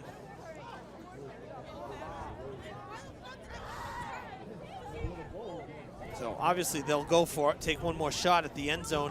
But that sack was huge for the Hilltoppers. Absolutely. Tell you, I'm impressed with Durfee's defense. Yeah, I mean, that was what I'm we very knew. impressed. We knew that was going to be their strength. Yes. And, obviously some uglier losses on the year, but that happens every year. Yeah. But there have been some decent games here. And if it wasn't for that fake punt Yeah. to the end zone, it would have been a 7-0 game. Across the middle, incomplete on 4th down with 3 seconds. So the Hilltoppers will actually get the ball on New Bedford's side of the field, if you can believe it, at the Whalers 49, and they will have one chance at a play. Go to Hail Mary. What do you think? I don't think it's going to be a Hail Mary. No, I don't have that feeling. What do you got to lose, right, Ev? Well, it's Well, more of a maybe matter take of the knee here and it's more of a matter of Thomas being able to get it down the field. I don't know if he's got the strength to do it. Looks like they're going to take a knee. Yeah. They are. They go into the locker room. That's it for the first half on Thanksgiving morning. Hilltoppers down 14-0 as they head into the locker rooms. And we are back in the booth. Yes, the hat is on. The hat I have a hat, but I'm going to... You're roughing it. I'm roughing it up. Oh, welcome back. Throw my hair to keep my head warm, Ev. Yeah. Welcome back inside the booth. Evan Massoud, Vic Pereira with you on Thanksgiving. You've just seen 22 minutes of football. And again, aside from, a couple big plays, it has been a very competitive game. It has. I give credit, like I said earlier, the defense came to play. Even with the offense, Durfee did some nice things offensively, but just, penalties. I thought one time they moved the ball well down the field, and then the sack allowed them to push them back, and then that was it. Well, we knew it would always be a good game, even if the score is not, how Durfee would like it to be. Again, you mentioned the fake punt. It really could be 7-0 here right now. That was a play that surprised everybody. Even the press box, we kind of all went off like, whoa, what's going on? So even in that play, we had about 3 or 4 missed tackles, which we could have stopped them. Exactly. And if you stop them, you got the ball on New Bedford's side of the field. Exactly. So, it always comes down to a couple little plays, it seems. And, this one could even be tied right now, seriously. So, But after 22 minutes, the Hilltoppers, basically, you know, the story here is that the offense still having trouble getting to the end zone. Right. So, all right, when we actually have one of our alumni. Zach, come on over here. We have one of our alums, another athlete, former athlete. Absolutely. Zach, happy Thanksgiving, buddy. Good to have you here. Happy Thanksgiving, Evan. to Happy see ya. Thanksgiving, Mr. Ferrer. How you guys Nice doing? to see you, buddy. You too. Yeah, we'll have you guys just scoot down this way a bit so Yeah. we get you all on the You got camera it. here. But, yeah, Zach did a bunch of games with me last year as a senior, and so glad he could come up here and join us during halftime. So, you enjoying school? I'm enjoying it. Yeah, it's Yeah. nice. Yeah. Yeah. Where you going to school, Zach? UMass Dartmouth. Nice. Yeah, Very playing nice. baseball. Yeah, Zach, when I was the AD, was a freshman. a hell of an athlete, great kid as well. It's good to Thank see you, him. Mr. Ferrer. Yeah, so, Zach, what's your take right now? Were you on the sideline over there when they had that kind of skirmish going Yeah, I on? was over there on Durfee's sideline when all that went down. It was hectic. It was It hectic. was crazy, just loud noise. It was hectic. Yeah. You didn't get involved in it, Zach. No, You no, didn't- no, not this game. Not this game. Getting too old for that. Well, the fans seem to be into it, though, Zach. I mean, what's the vibe over there on the visitors' sideline? Over on Durfee's sideline, everybody seems to be very into it. You know, loud, getting into it like they always do. Like Durfee Hilltoppers always are. You know. Yeah. Yeah. Yeah, Vic and I were just saying, you know, kind of recapping again, 14-0 the score. Whalers leading right now. But, you know, if that punt, those tackles that were missed, you stop them on 4th down in New Bedford territory, we could be tied right now very easily. Yeah, it's the turnovers really and just not playing well, you know. I mean, not that they're playing bad, but just little things that they could fix. They could very well be tied right now. And that's kind of what, Vic, I mean, you've been in the situations. That's what's going on in the locker room right now, right? You know, I think Coach Brown's going to go in there, you know, positively saying, no, we're only down 14. We could be playing better. We're not afraid of New Bedford. It's showing that right now on the field. But the offense is going to come up with some plays. You know, the defense is doing their thing. We need to step it up on the offensive end. Yeah, for sure. All right, well, Zach. So you know, you went through the Fred TV program. You did a lot of games with me last year, obviously, and now over at UMass Dartmouth. So you guys, you must be getting ready. You must be looking forward to the spring already. With Yeah, baseball, I'm so right? excited for it. Yeah, we're getting ready in the weight room right now. We won't be getting back into it till about after Christmas break. We'll start going in like full baseball, like going through like offenses and like fielding and stuff. Right now, we're just in the weight room, getting big.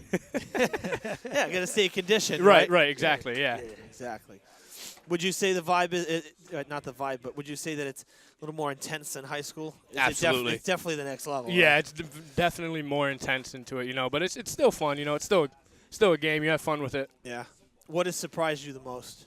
What surprised me the most is like the very incoming with it, you know. Like I'm a freshman and they're not like shying me away. They're very like welcoming. Okay. That was actually very surprising and coming in. So you're fully in. You're Yeah, fully involved. Fully in, yeah. Absolutely. Cool. Well, I always knew you were going to do well, Zach. You know, you always had a potential, even as a freshman. I knew you were going to be a hell of a player, and I'm so proud of you that you're at the next level at UMass Dartmouth. Just take it easy on my alma mater, East Connecticut, when you guys play them this year. Will do. Just for you. Don't beat them, though, but you can go 4 for 4 with a few hits and that type of thing. But That's great. That's great. Zach, hey, thanks for coming on No with problem. us, okay? Thank you, Evan. We appreciate Zach, it. thank you, Happy Mr. Ferrer. nice to Thanksgiving. see you, my friend. you. Happy Thanksgiving, you and Happy your family. Thanksgiving, Evan. Yeah. Happy Thanksgiving, Mr. P. And You too. happy Thanksgiving to everybody watching. Yep. From mine to yours. All right, Zach, we'll catch up with you soon. We'll get you to some basketball as well, all right? Zach Souza, former Hilltopper, baseball star for Durfee here, and again, a Fred TV student. Did some great things with me last year, so great to see Zach again. Vic, you know, getting to catch up with a former player. Well, I caught up with some of the current players, as I mentioned earlier. One of Durfee's players, one of New Bedford's players, and, you know, they talked about how they kind of understand, you know, it's a big game, but it's also starting to hit them that it's kind of bittersweet being that this is the last time they'll be on the football field. So let's hear from some of the players right now, and then we'll be right back. Our younger players, they stepped up in a big way because with our seniors, with the injuries, everything that's happening right now, they just stepped up and they're ready to take the task this Thursday. My 4 years playing is the best year I've had yet. I mean, we've gone through struggles, but it's part of adversity. We got to step up. We got to get to the plate, and we gotta win this. Just coming out and playing well football. You know, we're gonna prepare how we always do. You know, it's gonna come out, not worry about the weather, not worry about how cold it is, and just gonna play football, come out with a win. Over the past years, I've made a close bond with a lot of seniors on the team, also juniors and everybody else on the team. So yeah, it means a lot to me. And, you know, Vic, I mean, obviously they kind of say it's business as usual, but come on, it's a little more than just another game, right? Right. You know, Durfee, New Bedford Thanksgiving Day game, it's, you know, there's nothing like it. Yeah. There's nothing like it. And especially if when you're a senior, you know, this is going to be your last time, and it gets a little emotional, you know. Yeah. Well, one thing we will tell you, because we are live here on Fred TV, there is no band performance. That's why it's kind of quiet here. They're doing a 10-minute half. They want to get the game going. It's too cold. So we're going to keep moving here in the halftime show. Mentioned that Diamond played last night. Due to the cold, they rescheduled to last night. Let me tell you, with no sun and, you know, under the lights, it was pretty darn cold at Diamond last night as well. New Bedford Vogue Bears, led by a former Durfee coach, Justin Cruz. He was an assistant for Coach Brown last few years. He took over the Bears football program this year. So the Bears came to Fall River to face the Bengals with longtime Durfee head coach Steve Winarski. So here's some highlights from last night's action. Not a sight we see very often on Thanksgiving week. Snow flying into the stadium as a passing squall dropped a few pregame flakes on the field. Bengals missing 4 starters tonight, including quarterback O'Shawn Brooks, so they'll have to do it the hard way against the Bears. We'll pick it up in the second quarter, a scoreless game. New Bedford Vogue driving at the Bengals 46, looking for points. 1st and 10, freshman QB Cam Lynch lets it fly, connects with Colby Street to break the ice. 6-0 Bears, and it would stay that way until the third. We'll jump ahead. 2nd and 17 for New Bedford Vogue. In the red zone, Lynch drops back, fires to the end zone for the TD. The 17-yard pass reeled in by Miles Silva. A great catch to make it 12-0. The Bengals with a much-needed answer on their next drive. 3rd and goal from the 9. Eric Pascal fakes the handoff, escapes the rush, and scampers to the corner for 6 points. That makes it 12-6. They would go for the point after. A high snap initially botched the play, but Pascal saw a man, put it up, and converted for 2 points. That makes it 12-8. But unfortunately, that's as close as the home team would get in this one. The Bears capped off a win with a clock-eating, touchdown-scoring fourth-quarter drive. New Bedford Vogue takes the win on Thanksgiving Eve, 19-8 over Diamond. So a lot of fun over at the Harrington Athletic Complex, and you know, very proud. We're very happy with the scheduling change because we've never been able to bring our viewers Diamond's Thanksgiving Day game because it always happens simultaneously here with this legendary century-old rivalry game. So really proud that we were able to get you guys at home coverage of that one. And those are just highlights. That game will be running starting next week on Fred TV in its entirety as well. Excellent. It's great to see that that game had 2 head coaches has ties to our football program here at Durfee.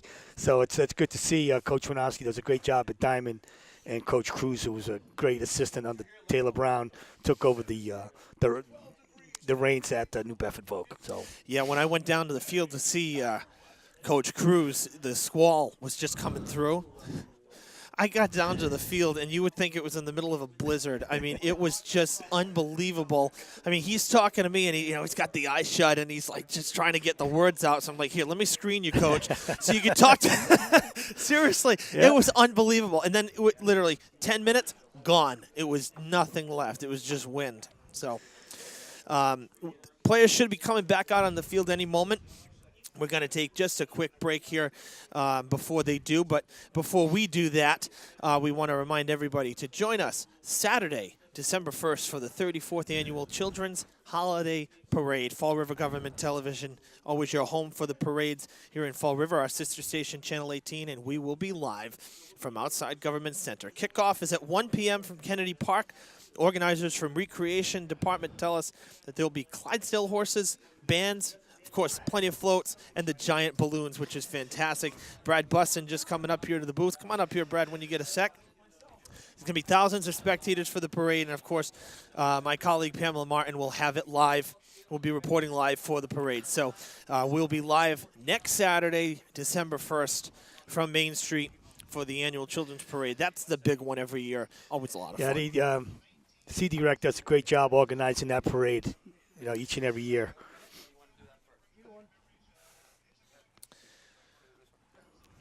Yeah, they certainly do, Vic, and Grace Gerling over there at Recreation does such a good job. We got Brad Buston coming on.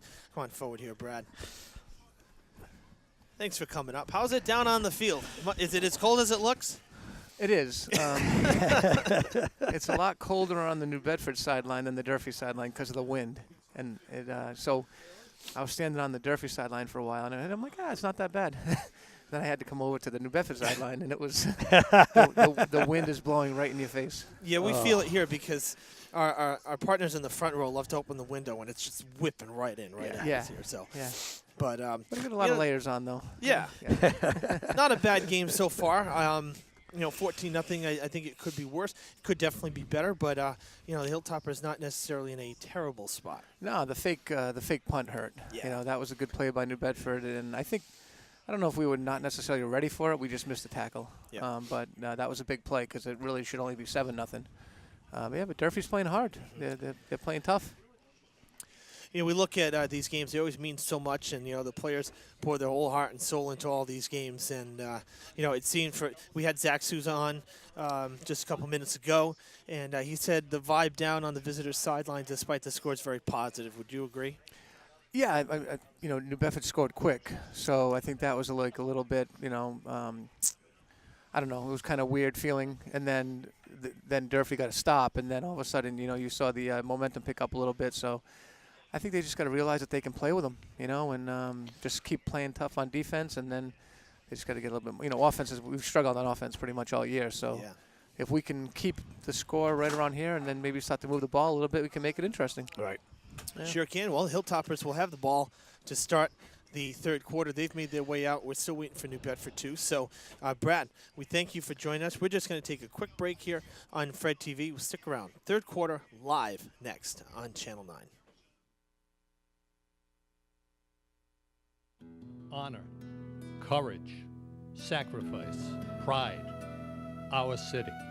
Fall River has traditionally been in the forefront of honoring our nation's soldiers, sailors, Marines, and airmen. Vietnam veterans took the initiative to secure rights to an 80% size replica of the Healing Wall for Veterans Bicentennial Park. The names of over 58,000 fallen heroes will be engraved on the 360-foot long replica wall. 100% of the money raised benefits the building of our Vietnam Veterans Memorial Wall in Fall River. Help build our wall, which is scheduled to open in 2020. The meaning, the spirit, and the value of the wall is everyone's. Be part of this exceptional, once-in-a-lifetime project.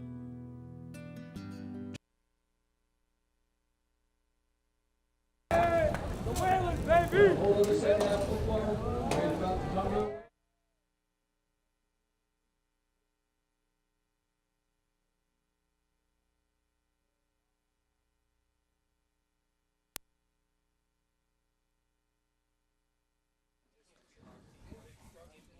Okay, we are back here live at Paul Walsh Field in New Bedford for Thanksgiving Day football, joined now by Oliver McNeely from Durfee High School, one of our science teachers at the school. And Oliver, you also head the student government as well. So we wanted to have you on. Talk to us about some of the things coming down the pipeline. I know with Christmas there's a lot of volunteering, a lot of clothing drives, canned food drives, a lot of good initiatives that go on that the students kind of spearhead. So talk about some of the stuff you guys have coming down. Yeah, so today we actually partnered with New Bedford High School Student Government to have a can drive right outside the ticket booth, and so people could bring a can instead of paying admission. And so we got 4 huge boxes full of canned goods that we're going to give to a local food pantry. So that was the big thing that we were going for before this event. And now, Christmas is coming up, so we have some holiday drives going on at Durfee High School, and so we'll be sure to communicate out all of those as soon as we figure it out. We're also collaborating with a lot of the student groups that are already at Durfee High School, like the Giving Club and the Interact Club, who are already doing great things in the community. Beautiful. Nice. That's fantastic. Now, I mean, it's always important, and I know, from either our students doing news stories about stuff like that, or my colleague Pamela Martin and I doing news stories. Looks like the ball might have come loose. I don't know. We'll see. I think New Bedford may have it. We'll have to wait and see. They do. They do. But, you know, all those initiatives are always very important. It keeps things positive, and you're doing something for the community. Exactly. So, all right, Oliver. Well, look, I know it's a quick visit, but we're back to the action. We appreciate you coming on. Thanks for coming up here. Oliver, and this, you know, this is always good stuff. So, you know, Oliver McNeely, everybody, thanks for coming up here, Oliver. Thank and you know, we'll be stopping by. We'll be doing some stuff for you guys as well. Sounds great. Okay. Happy Thanksgiving, Happy everybody. Thanksgiving, man. Thank you. So a real tough start there. Again, you know, we talk about little mistakes, Vic, and right out of the gate here, you get the ball to start the second half, and you cough it up. That is just not what you can do in a game like this, especially when you're down 14-0. There goes Cantu. Cantu taken down across the 30. I think Cantu's playing with something to prove, you know, against his old teammates that he wants to come out and have a big game, and he's doing it. Well, again, we had gotten word that he was a little over 100 yards shy of 1,000 as well. So, you know, additionally, going against his former team, he's also got that milestone that, you know, you could say you think about it or you could say you don't think about it, but, you know, it's always in the back of your mind when you know you have a chance to do something that, you know, few people get to do. So, Hilltoppers starting the second half, not how they wanted Cantu. There is a flag in the backfield, but Cantu going down the field. Stiff arms goes down at the 5. But again, there's a flag way back at the line of scrimmage. So let's wait and see what happens here. I think it might be coming back. Might be a hold. It is a hold on the offense. That is a huge penalty against the Whalers and a major break for Durfee, really.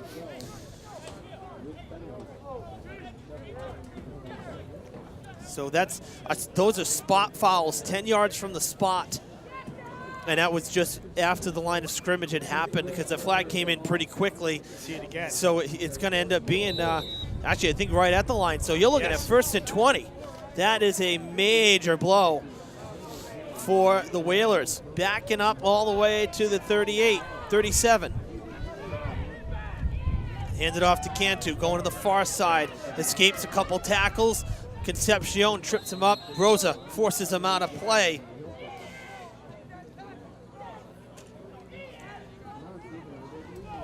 Not a bad run on 1st down, but not a ton of yards.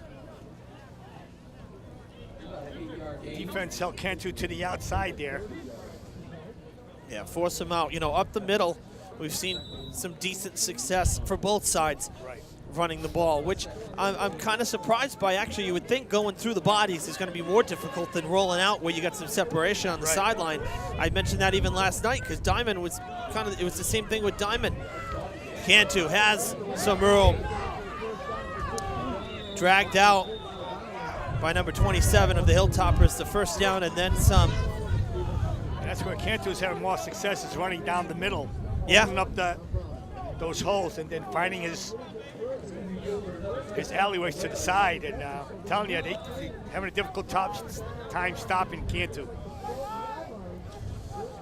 Yep, not how the Hilltoppers needed this second half to begin. You know, they made some real good defensive plays in that first half, and particularly towards the end, to keep New Bedford off the scoreboard after putting up 2 touchdowns already. Cantu bouncing off the line, dives forward to the 10. And then, you know you're getting the ball to start the second half, and then what happens? Well, a fumble on the return. And I mean, you got to, again, it's hard to hold the ball, I'm sure, with the cold, but you also got to credit New Bedford because they're hitting just as hard as Durfee right now. Oh, absolutely. I mean, this is the defenses on both sides have been, in my opinion, the story, because the offenses have both, while shown some decent signs of life, New Bedford a little more than Durfee, but, you know, for the most part, I'd say the defenses have kind of controlled the pace of this game. Passing, far side, complete, turning, heading toward the end zone, down inside the 5. That was to Joseph Johnson, number 6, a linebacker, as an eligible receiver. Oh, I stand correct. That was that was number 5. Again, the 5 and 6 is kind of blended together. That was Barron Hilton. Barron Hilton with the catch and run there. It's like third and 3 here, F. Third and 1. 3rd and 1. At the 3 or 4 at the 4-yard line or so, something like that. They're going to go to the end zone. I mean, this is multiple downs. Cantu gets the first. Might have broke the plane. I think he may have. Yes, he did. Touchdown for the Whalers. He's just chugging along, and at 2nd and 3rd effort, Cantu doing a hell of a job.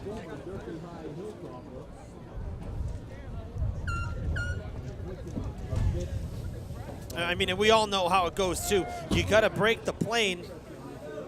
That's all that you got to do when you're a runner. So all you got to do is reach across that line and you're in. Seems like, again, New Bedford scored that beginning of that first quarter. Yep. And now they scored at the beginning of the 3rd quarter here. They did at the beginning of the 2nd too. It's been every quarter they've found the end zone to start it. Play whistle dead before the kick. And it was a bad kick as well.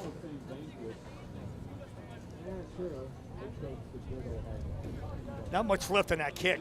Would have been easily blocked. Yeah, I know. I would have blocked that, 5'6".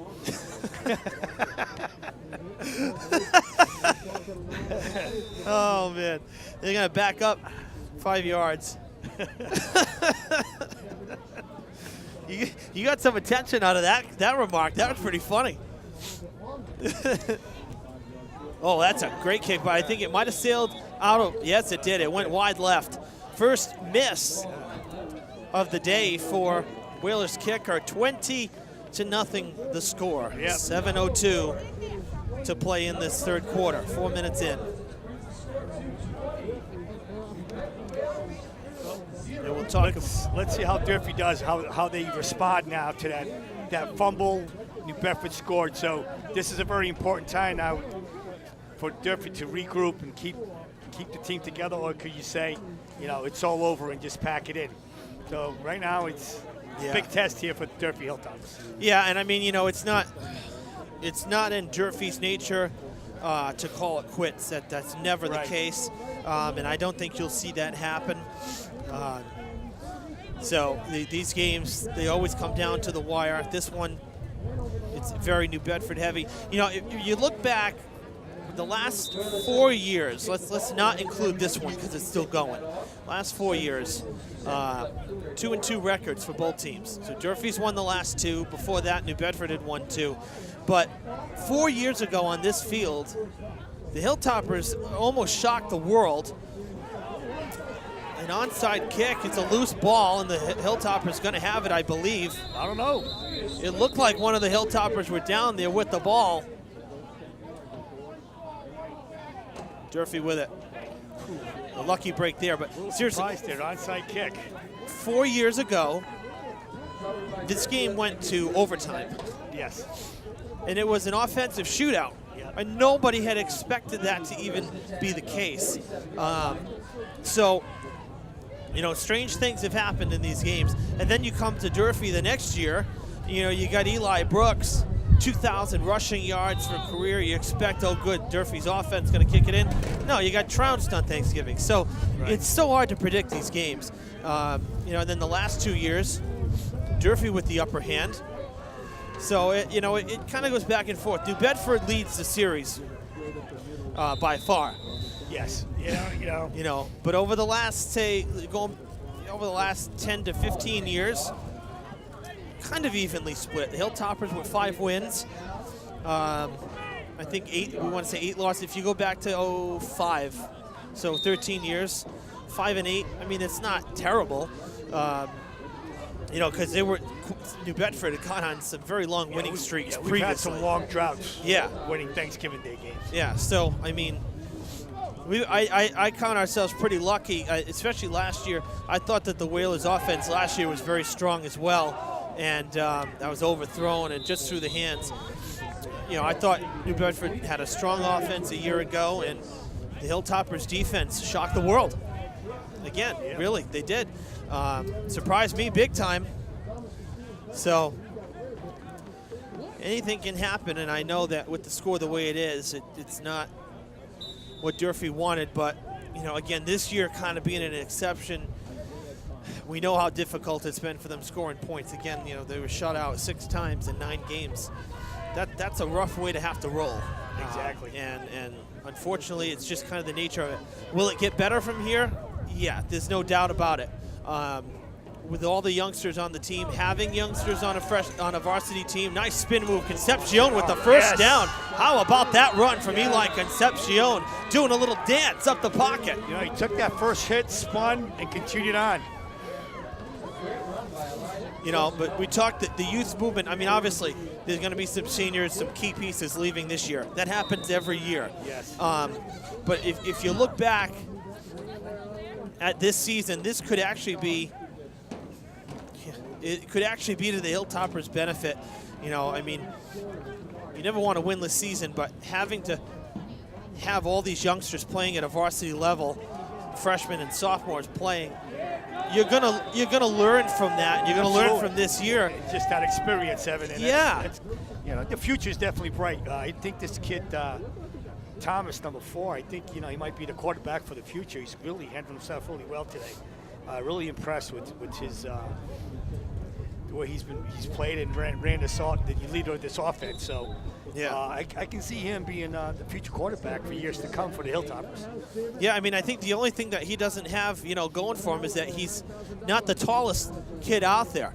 But, as a freshman, too, there could be some growth spurts coming in the next year. He's only going to get quicker and stronger. Yeah, and you're right. He's handling himself well. Oh, he escapes a tackle coming to the near side. Gets wrapped up at the 30 and tumbles down. But I think he got back to the line at least. Could have easily been a 7-yard loss on a sack. To be honest with you, I thought he was going to get sacked. Yeah. But he really nice quick move to get away, elude from the defender.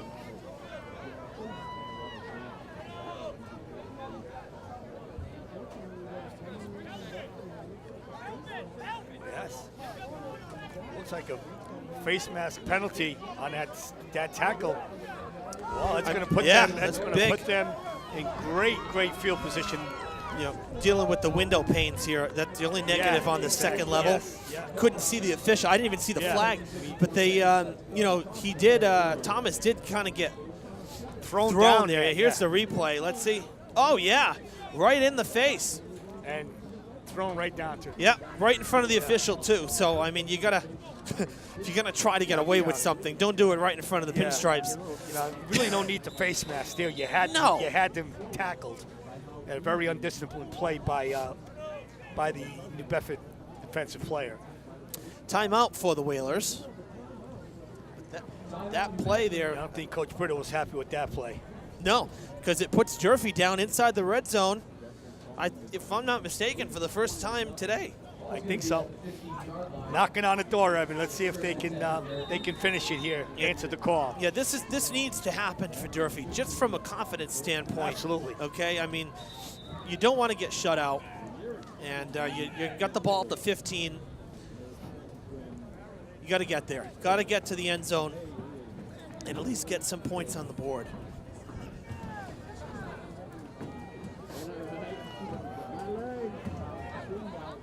So 1st and 10. Ooh, high snap. They get it to Eli Concepcion, trying to plug through the pile, still on his feet. Not a bad run, and he's still getting pushed forward. Credit the officials for letting the play continue. Tell you, kid, Concepcion, again, very similar to Cantu type runner. Yeah. Keep chugging, keep chugging. Looking at the Durfee sideline here, one of our assistant coaches, we're in shorts. I'm cold looking at him. Yes. But I don't know if he sees any palm trees up ahead. I don't know. My gosh. But no, seriously. Concepcion, yes, a great runner. And I want to give credit to the officials there, because so often you see play whistle dead and they're still fighting, still going. Right. They let that go. Durfee got 3 extra yards thanks to the push. So that was big. Eli pushing forward again. Same way. Shoulders down.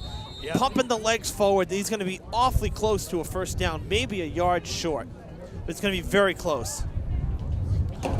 getting to that point, the angles are kind of tough. Yes. But had to get to the 6, and the linesman practically there. So, I mean, we may be talking a foot. And it's 4 down at this point, of course. 4 down territory, no doubt. Yep. I'd say third and maybe inches. This is not even a yard, I don't think. And that's the first down. They handed it off to Montero, and he gets the first down. The linesman running in at the 5-yard line. That's good enough. First and goal for the Hilltoppers. I'm knocking on the door here, Evan. Let's see if they can complete the task here and get the ball to the end zone. It'll be a big boost of morale here for that offensive squad to score here right now. Yeah, and you hope it would charge up the defense a little bit too, knowing that, hey, we just scored. Let's get on the field and get off again real quick. All right, gonna go same setup here. Thomas under center. Montero and Concepcion. They'll pitch out to Concepcion. Montero, the key blocker. Touchdown for the Hilltoppers. Concepcion with a 5-yard run. That's a big answer for Durfee. Nice job. Great play there. Offensive line did a nice job and turned the corner, and you couldn't stop it. And the key right there was Montero. They had them lined up, and Montero was the key blocker. Concepcion stayed behind him, letting him lead with the block. Here's the replay. You'll see it again. There goes number 10 off the left side of your screen, and look at him with the block. Great block. Holding back the linesman, number 15. That's Nyalan Nunes. Actually, he's defensive back. That's a big play right there. Hilltoppers on the board, 20-6, and they're going to go for 2 here. They're going to do the same play, but this time Nunes gets his revenge, denying Concepcion of 2 more points. But still, again, that's a big drive. Onside kick. They're trying to catch you napping. You get lucky. You got the ball because it was very close. Yep. They got that penalty. That also did help, of course. Well, but they took advantage of that face mask penalty. Yep. And then some great running plays by Concepcion. Yep. Put some points on the board. That was a big drive for Durfee.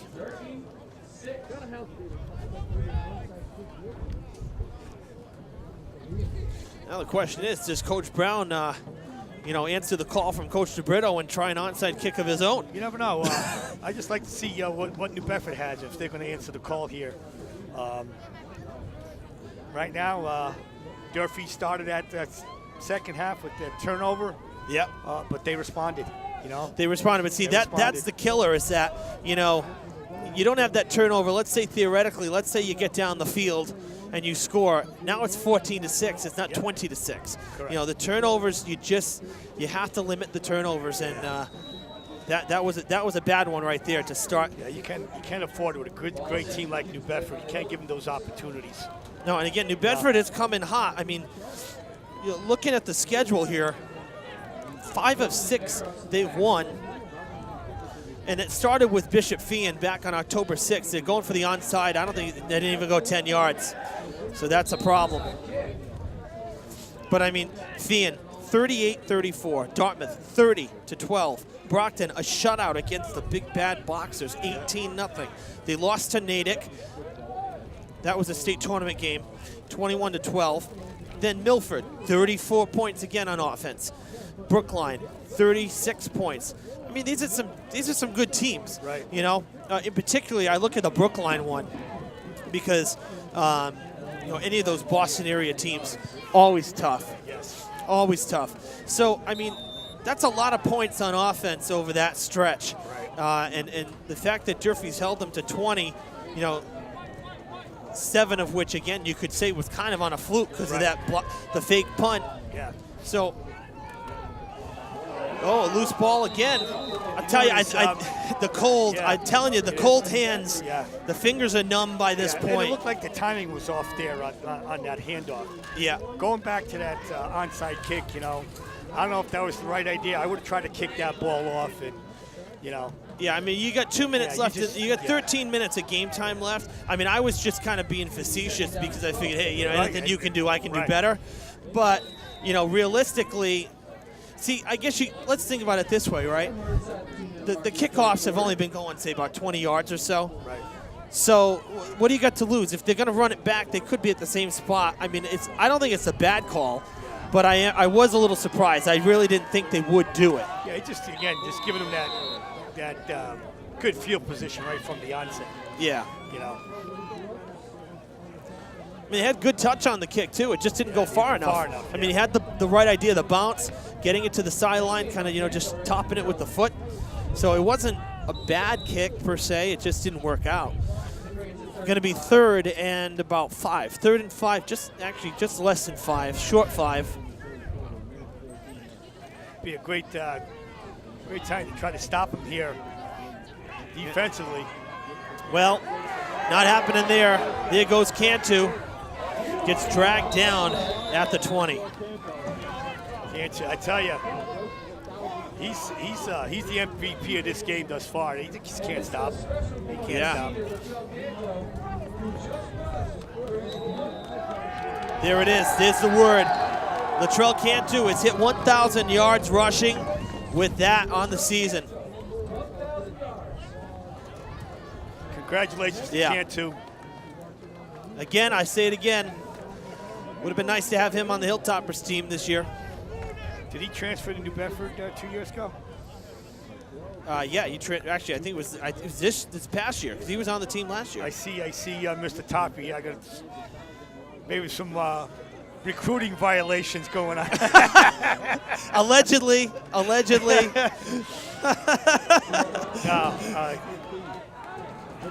Cantu gets taken down by Giottis.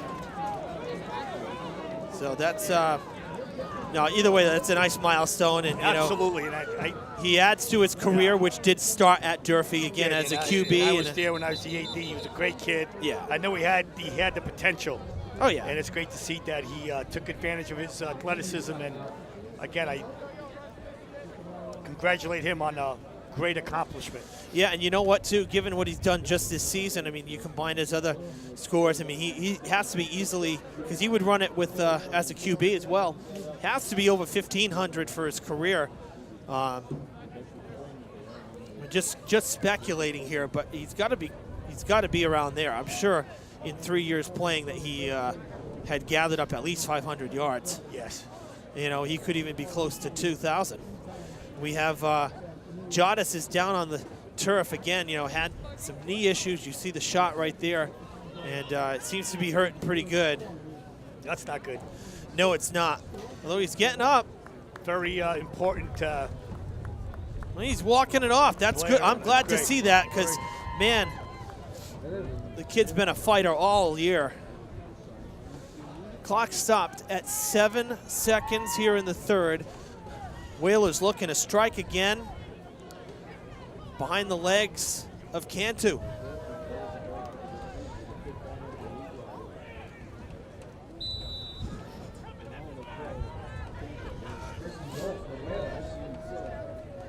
And they're going to give it to him. He's going to go down the backfield. Wow. I think he might have just gotten to the line of scrimmage, so probably going to be same distance here. 2nd and goal from about the 9. We're going to switch sides. We'll do it. 3rd. Yep. The next play will come on the other side of the timeout. And on the other side of the field, I'm sure the officials hate it too. When you're that far down, it's always nice when it happens at midfield because you don't really have to move much. You're going to move all the way down the other end. Yeah, 80 real estate. 80 yards down the other direction. And we'll do a full 90-degree rotation ourselves. So, well, while we have the break here, I mean, this is the finale for fall sports as we're back live. Hello, everybody. If you're just joining us, we've seen 3 quarters of Thanksgiving Day football here on Fred TV. 20-6 is the score. Whalers looking for more right now. But, this is the fall finale, and we will be having winter sports on Fred TV throughout December, January, February, and we hope some tournament play in March. Yes. Very lucky over the last 5 or 6 years. We've had a lot of tournament games, especially with winter sports. And Durfee's had some great success this year with some their fall sports. Yeah. Girls field hockey, boys soccer had a great year. So it's always nice to see when you can go on and move on to the postseason. Yeah, boys soccer had a tremendous year, and their playoff run ended too short, in my opinion. They faced a really, really tough Natick team. And they got their one goal. Natick did on a penalty kick, or a free kick rather. That was on unfortunately a questionable foul early on, and Hilltoppers just could not regroup. They couldn't penetrate that defense of Natick, but. Yeah, it was a good fall season. Field hockey you mentioned as well. Yes, good one. Williams passing the outside. Open lane. Touchdown. Hilton. 26-6. You mentioned field volleyball also made it. Girls volleyball made the tournament. Lost to Oliver Ames. Real tough match. But they made it in 3 years in a row now. Field hockey had a good season, Big Three champs. I'm curious to ask you, because there's been a lot of talk about it. What do you think about the field hockey situation it's a mixed. The boys playing in Somerset? It's a mixed gender sport. You gotta, it's the rule. If boys want to play, who are interested at Durfee want to play field hockey, come out and play. It's a mixed gender sport. The rule's there for that reason. It's been there. And just because Somerset, there's male players who want to play field hockey, so be it. Yeah. I mean, it has nothing, truthfully, it had nothing, for me, I have nothing against the players, nothing against the coaches, and I don't care if it was Somerset, I don't care if it was Diamond, it could be anybody. I think the biggest concern, and from what I'm reading, and I would have to agree with it, is that, the assessment is that, and the old axiom that, well, boys are faster and stronger. And we have seen some injuries from opposing teams that have played Somerset, and it's because it's come off the hands of the boys. I don't know. I haven't been at those games. I think, but the way I look at it is field hockey's a very skillful sport. Sure. Oh, absolutely. And if you have the skill, you can play. Yeah. It's not like a game where it's hockey where you're going to check people off the ball and it's field hockey is a very skillful sport. So not only could you be a little faster, stronger, yes, but at the end of the day, you need the skill. To play. I mean, truthfully, it would be nice if they.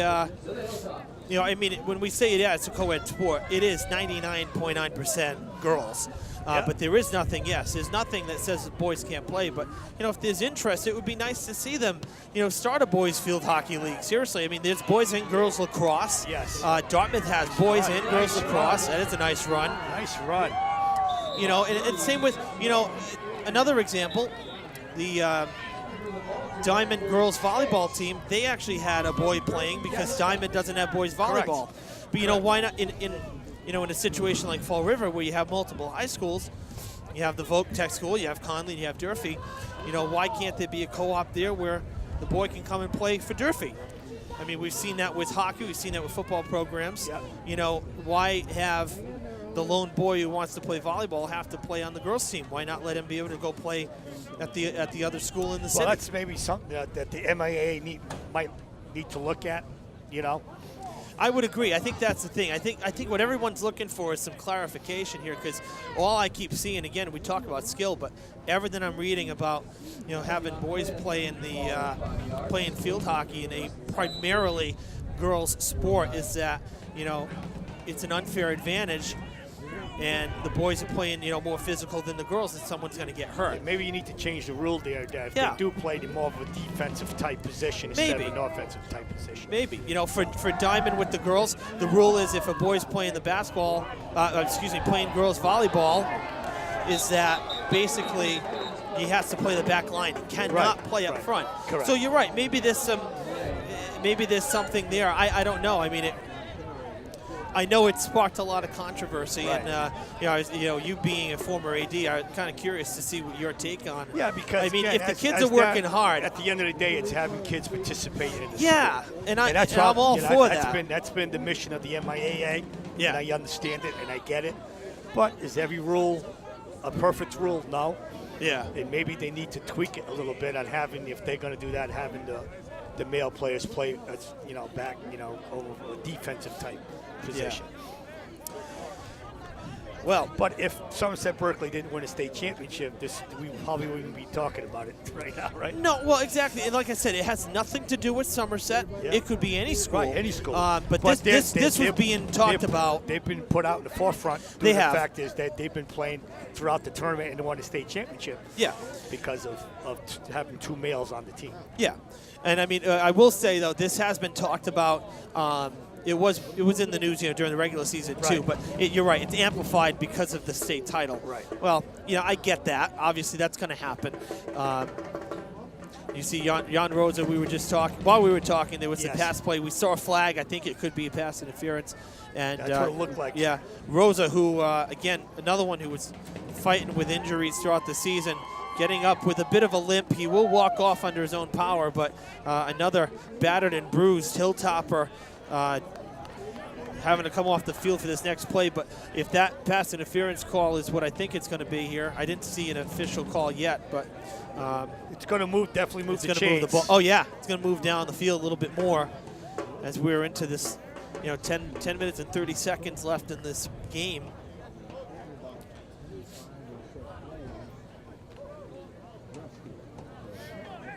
Coach Brito talking to the official, not very happy with the call. It's kind of tough because to me, I think that the argument is, was it catchable? And Jan was right there.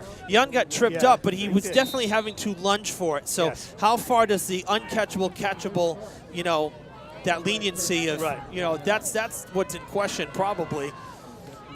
You're going to run it, Concepcion. Down the middle. Yeah, right up the pike. Again, getting some help from the linesman. He got an extra couple yards.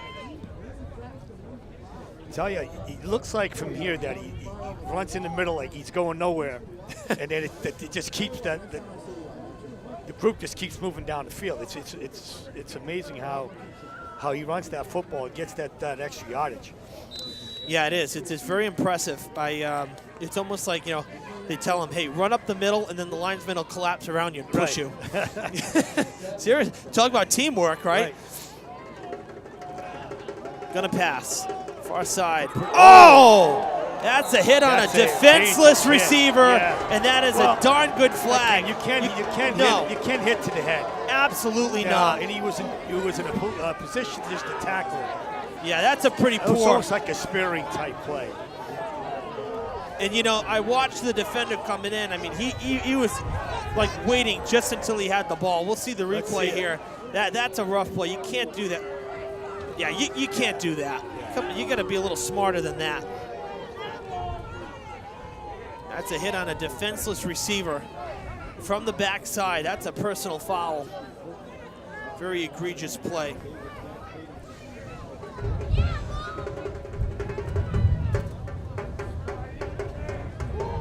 That's going to give Durfee another good chunk of yards.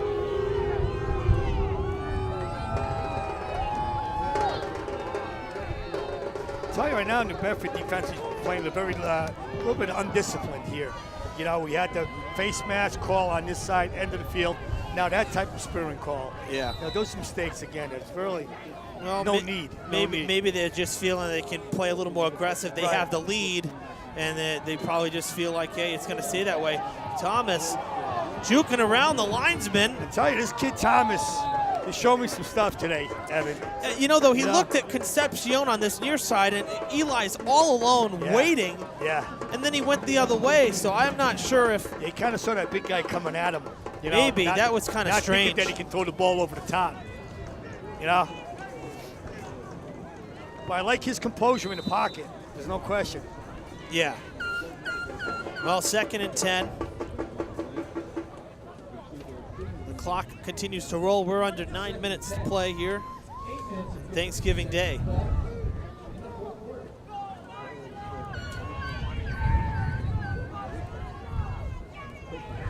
Oh, Eli going down. A missed block. Major tackle from Isaiah knew Gomes. what they were running, and the offensive line kind of broke down on that play. Yeah, big time. Lost yards. A lot of yards. third and they lost 7, so 3rd and 17 coming up. Now. They're 3rd and 7. You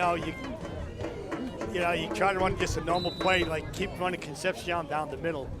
And you didn't go for it on 4th down. What do you got to lose? Now it sets you back. even more. So.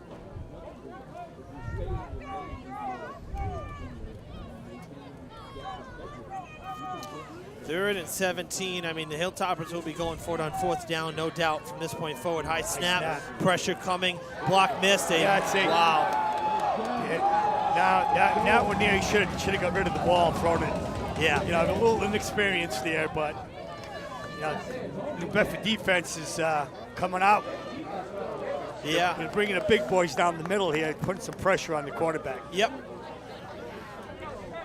So, I mean, and now I feel differently about it, honestly. I mean, I would almost kick it and just bury it. Yeah. Because, I mean, all right, so now you're down by 20. You were in the red zone. Now you're 15 yards out of the red zone after some major losses of yards, and you're coming up on 7 minutes to play. I mean, you know, you don't want to concede, but you're kind of getting that point now. Yeah. You know, Thomas back out there. Give him credit. That kid's hanging in there tough, Evan. He's taking some hits. He keeps getting back up. 4th down and 30 to go. And here comes more pressure. Escapes one tackle. Still on his feet. Miraculously still on his feet. Yeah. But he will go down 5 yards further behind. Kid battles, I'll tell you. He gets himself out of some situations. Yeah. Unfortunately, though, pretty ugly sequence right there for Durfee. Yeah. New Bedford got more yards out of that. And they're going to start at their own 40. Hilltoppers were down inside the 20. And 3 outstanding defensive plays backed them up over 20 yards.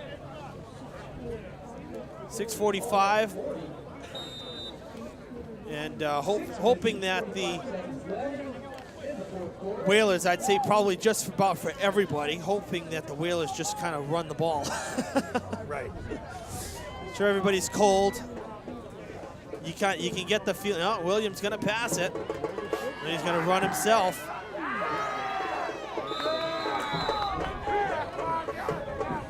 .6:30 to play in the game. Well, not much there. Anybody open in that play, and Williams just was creative and at least gained some type of yardage. Yeah, they got 4 out of it. So 2nd and 6. They got to get to the 50, right to midfield if they want to keep the drive going. Yeah. So again, though, winter sports just around the corner here, and tentatively, of course, it's all weather dependent, and I don't think the schedules will probably change at this point, but you know, sometimes that has to happen as well. Another first down. We before Christmas, we can try to get in one hockey game, one boys basketball game, one girls basketball game. Nice. So that's the goal, because the way it works out is seems like the season's starting just a little bit earlier this year, and you know, with us leaving for Christmas break, or the holiday break there on a Friday, you can kind of play right through the week, so you kind of gain an extra day, really, of games. So that is the goal here on Fred TV, to try to get at least from the Durfee side here, one hockey game, one boys game, and one girls game for hoops, and then when we get back in January, you know, we'll kind of spread the field out a bit too. Get to Diamond Regional for some basketball as well. The Bengals have had some good success the last couple of seasons with basketball. Hockey, not so much. I mean, we'll cover them, obviously. That's not a question. But I know over the last couple of years, it's been a bit of a struggle for the Bengals hockey. I know New Bedford High School dropped their hockey program. I know. For the last 2 Shocking. years, 3 years, yeah. Shocking. But it's just the numbers, you know. Yeah. Hockey, being a former athletic director, it's a big piece of your budget with ice time, and so. And it's costly for the players too. It's the cost effective. Is it cost effective? You know? Yeah, I remember you telling me what it costs for just ice time, yeah. and that I was like appalled. Yeah, it was absolutely stupid. What you guys have to pay, what programs have to pay for ice time. I really, and what shocked me about it more than anything was, I mean, no offense, but Driscoll isn't that great.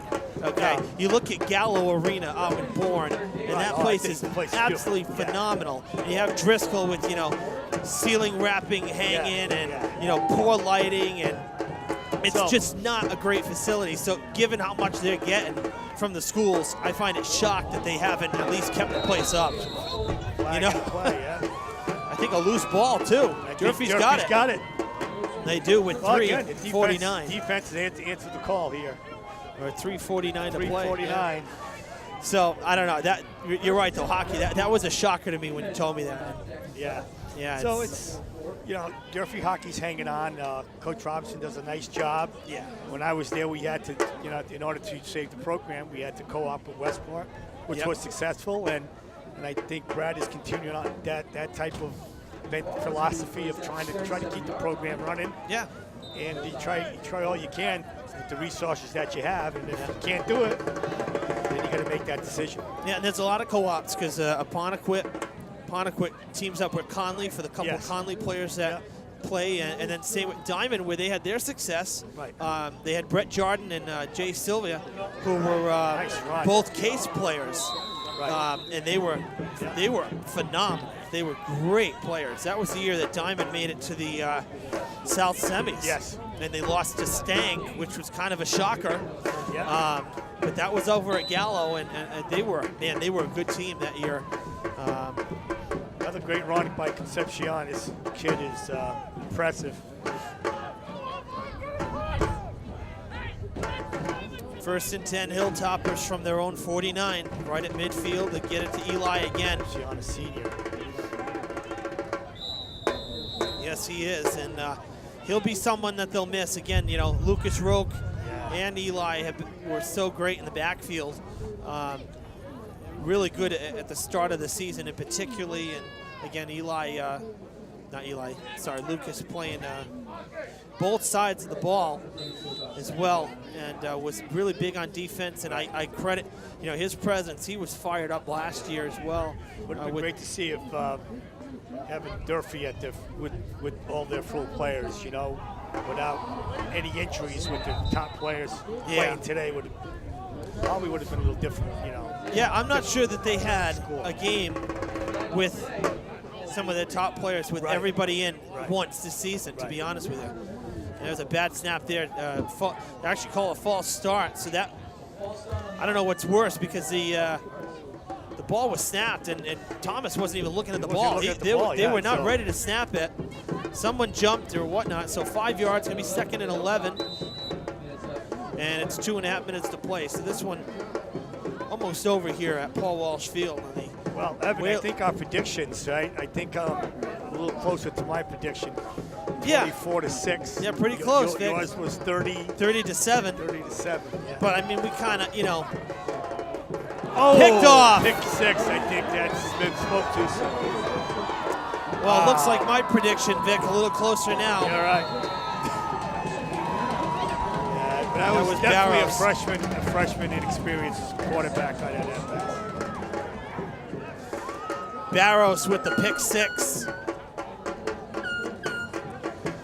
Yeah. 32-6 the score. Yeah, that's kind of the icing right there. They, again, I never, most of the time, Fall River is the only viewers seeing our coverage. That's kind of how cable access works. New Bedford has theirs, we have ours. Right. But regardless, we always try to stay unbiased, and I don't like picking against, the home team, but I mean, given the struggles offensively, I just didn't know. I just did not think we could. And having Durfee not at full strength, haven't been at full strength for a very long time. Of course. So, realistically, as much as you'd like to say, yeah, Durfee's going to come in and put up 40 points, yeah, it wasn't going to happen this year. And I think we were kind of on the same page. How talented New Bedford was this year as well. Yeah. So, this is one of those seasons that, a winless season, it stinks. It's not a good thing.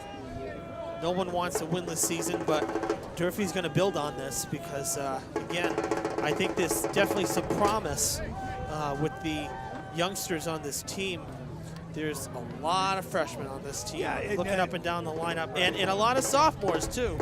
So this is a very young team, and knowing the type of coach that Coach Brown is, sure, he'll be ready. He'll get these kids ready.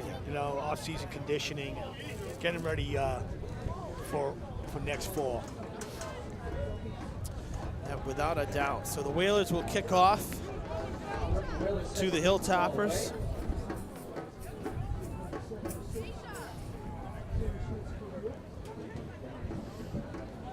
As the home team, New Bedford Whalers, will take back the Turkey Trophy. Thanksgiving in just a couple minutes time.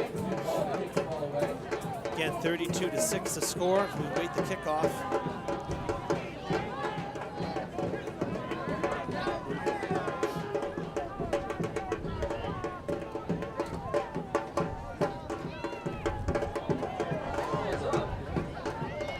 That's a good kickoff. It was.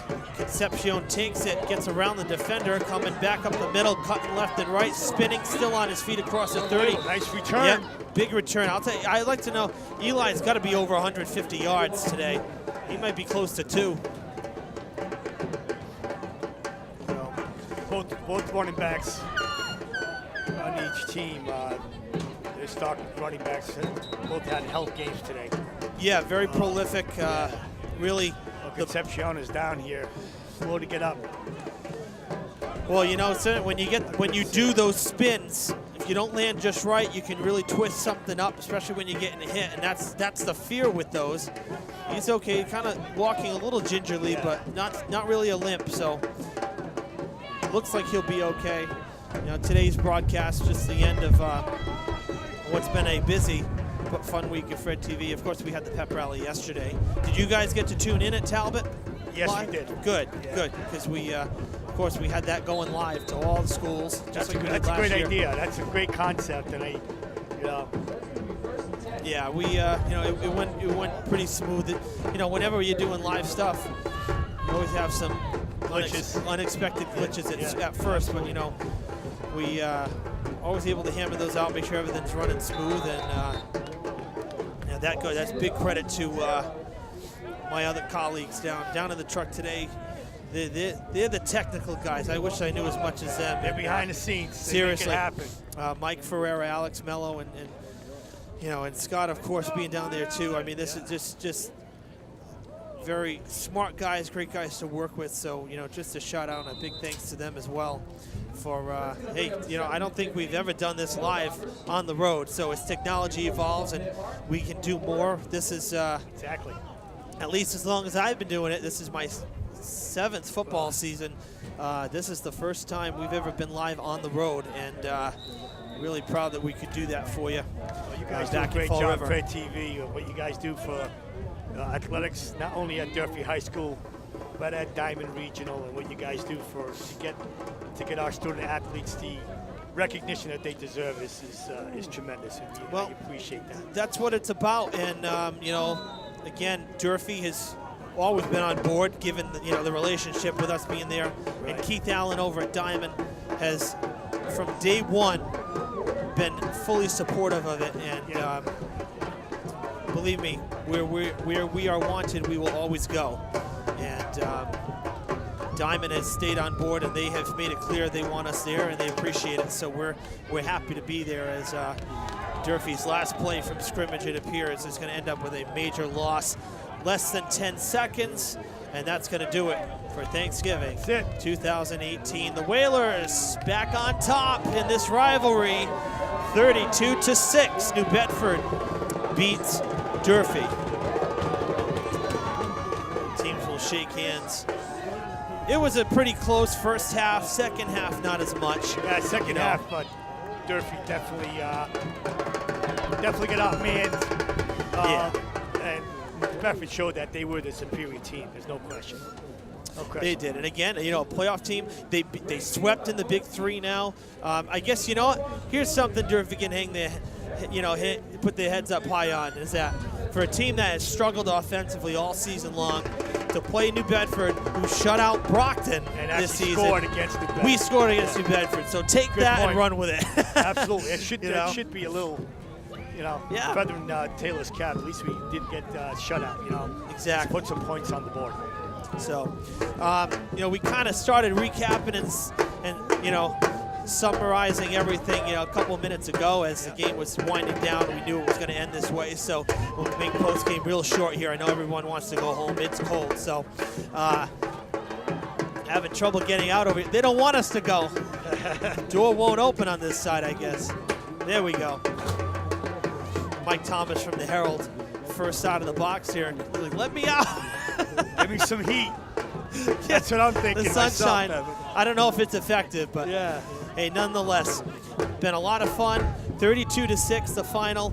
Vic, always a pleasure, man. Thank you. Always a pleasure. I'm so glad you wishing could do and this. your family a wonderful holiday today, Thanksgiving, and everybody watching out there. Happy Thanksgiving to all. Yes. It's been a pleasure. Thank you for inviting me to be your partner once again. Of course, and I second that too. Happy Thanksgiving to you. Happy Thanksgiving to everybody at home. Again, winter sports on the horizon. Vic, we'll get you to hopefully do at least one basketball game with us too. Absolutely, I got a couple people asking or want to get involved, so we'll have a revolving, hopefully, let me know. analyst position for basketball in the field house. Absolutely. Should be fun. So until the next time we see you, which will be for winter sports, Vic Pereira, I'm Evan Massoud saying so long from Paul Walsh Field. You've been watching live coverage of Thanksgiving Day football on Fred TV.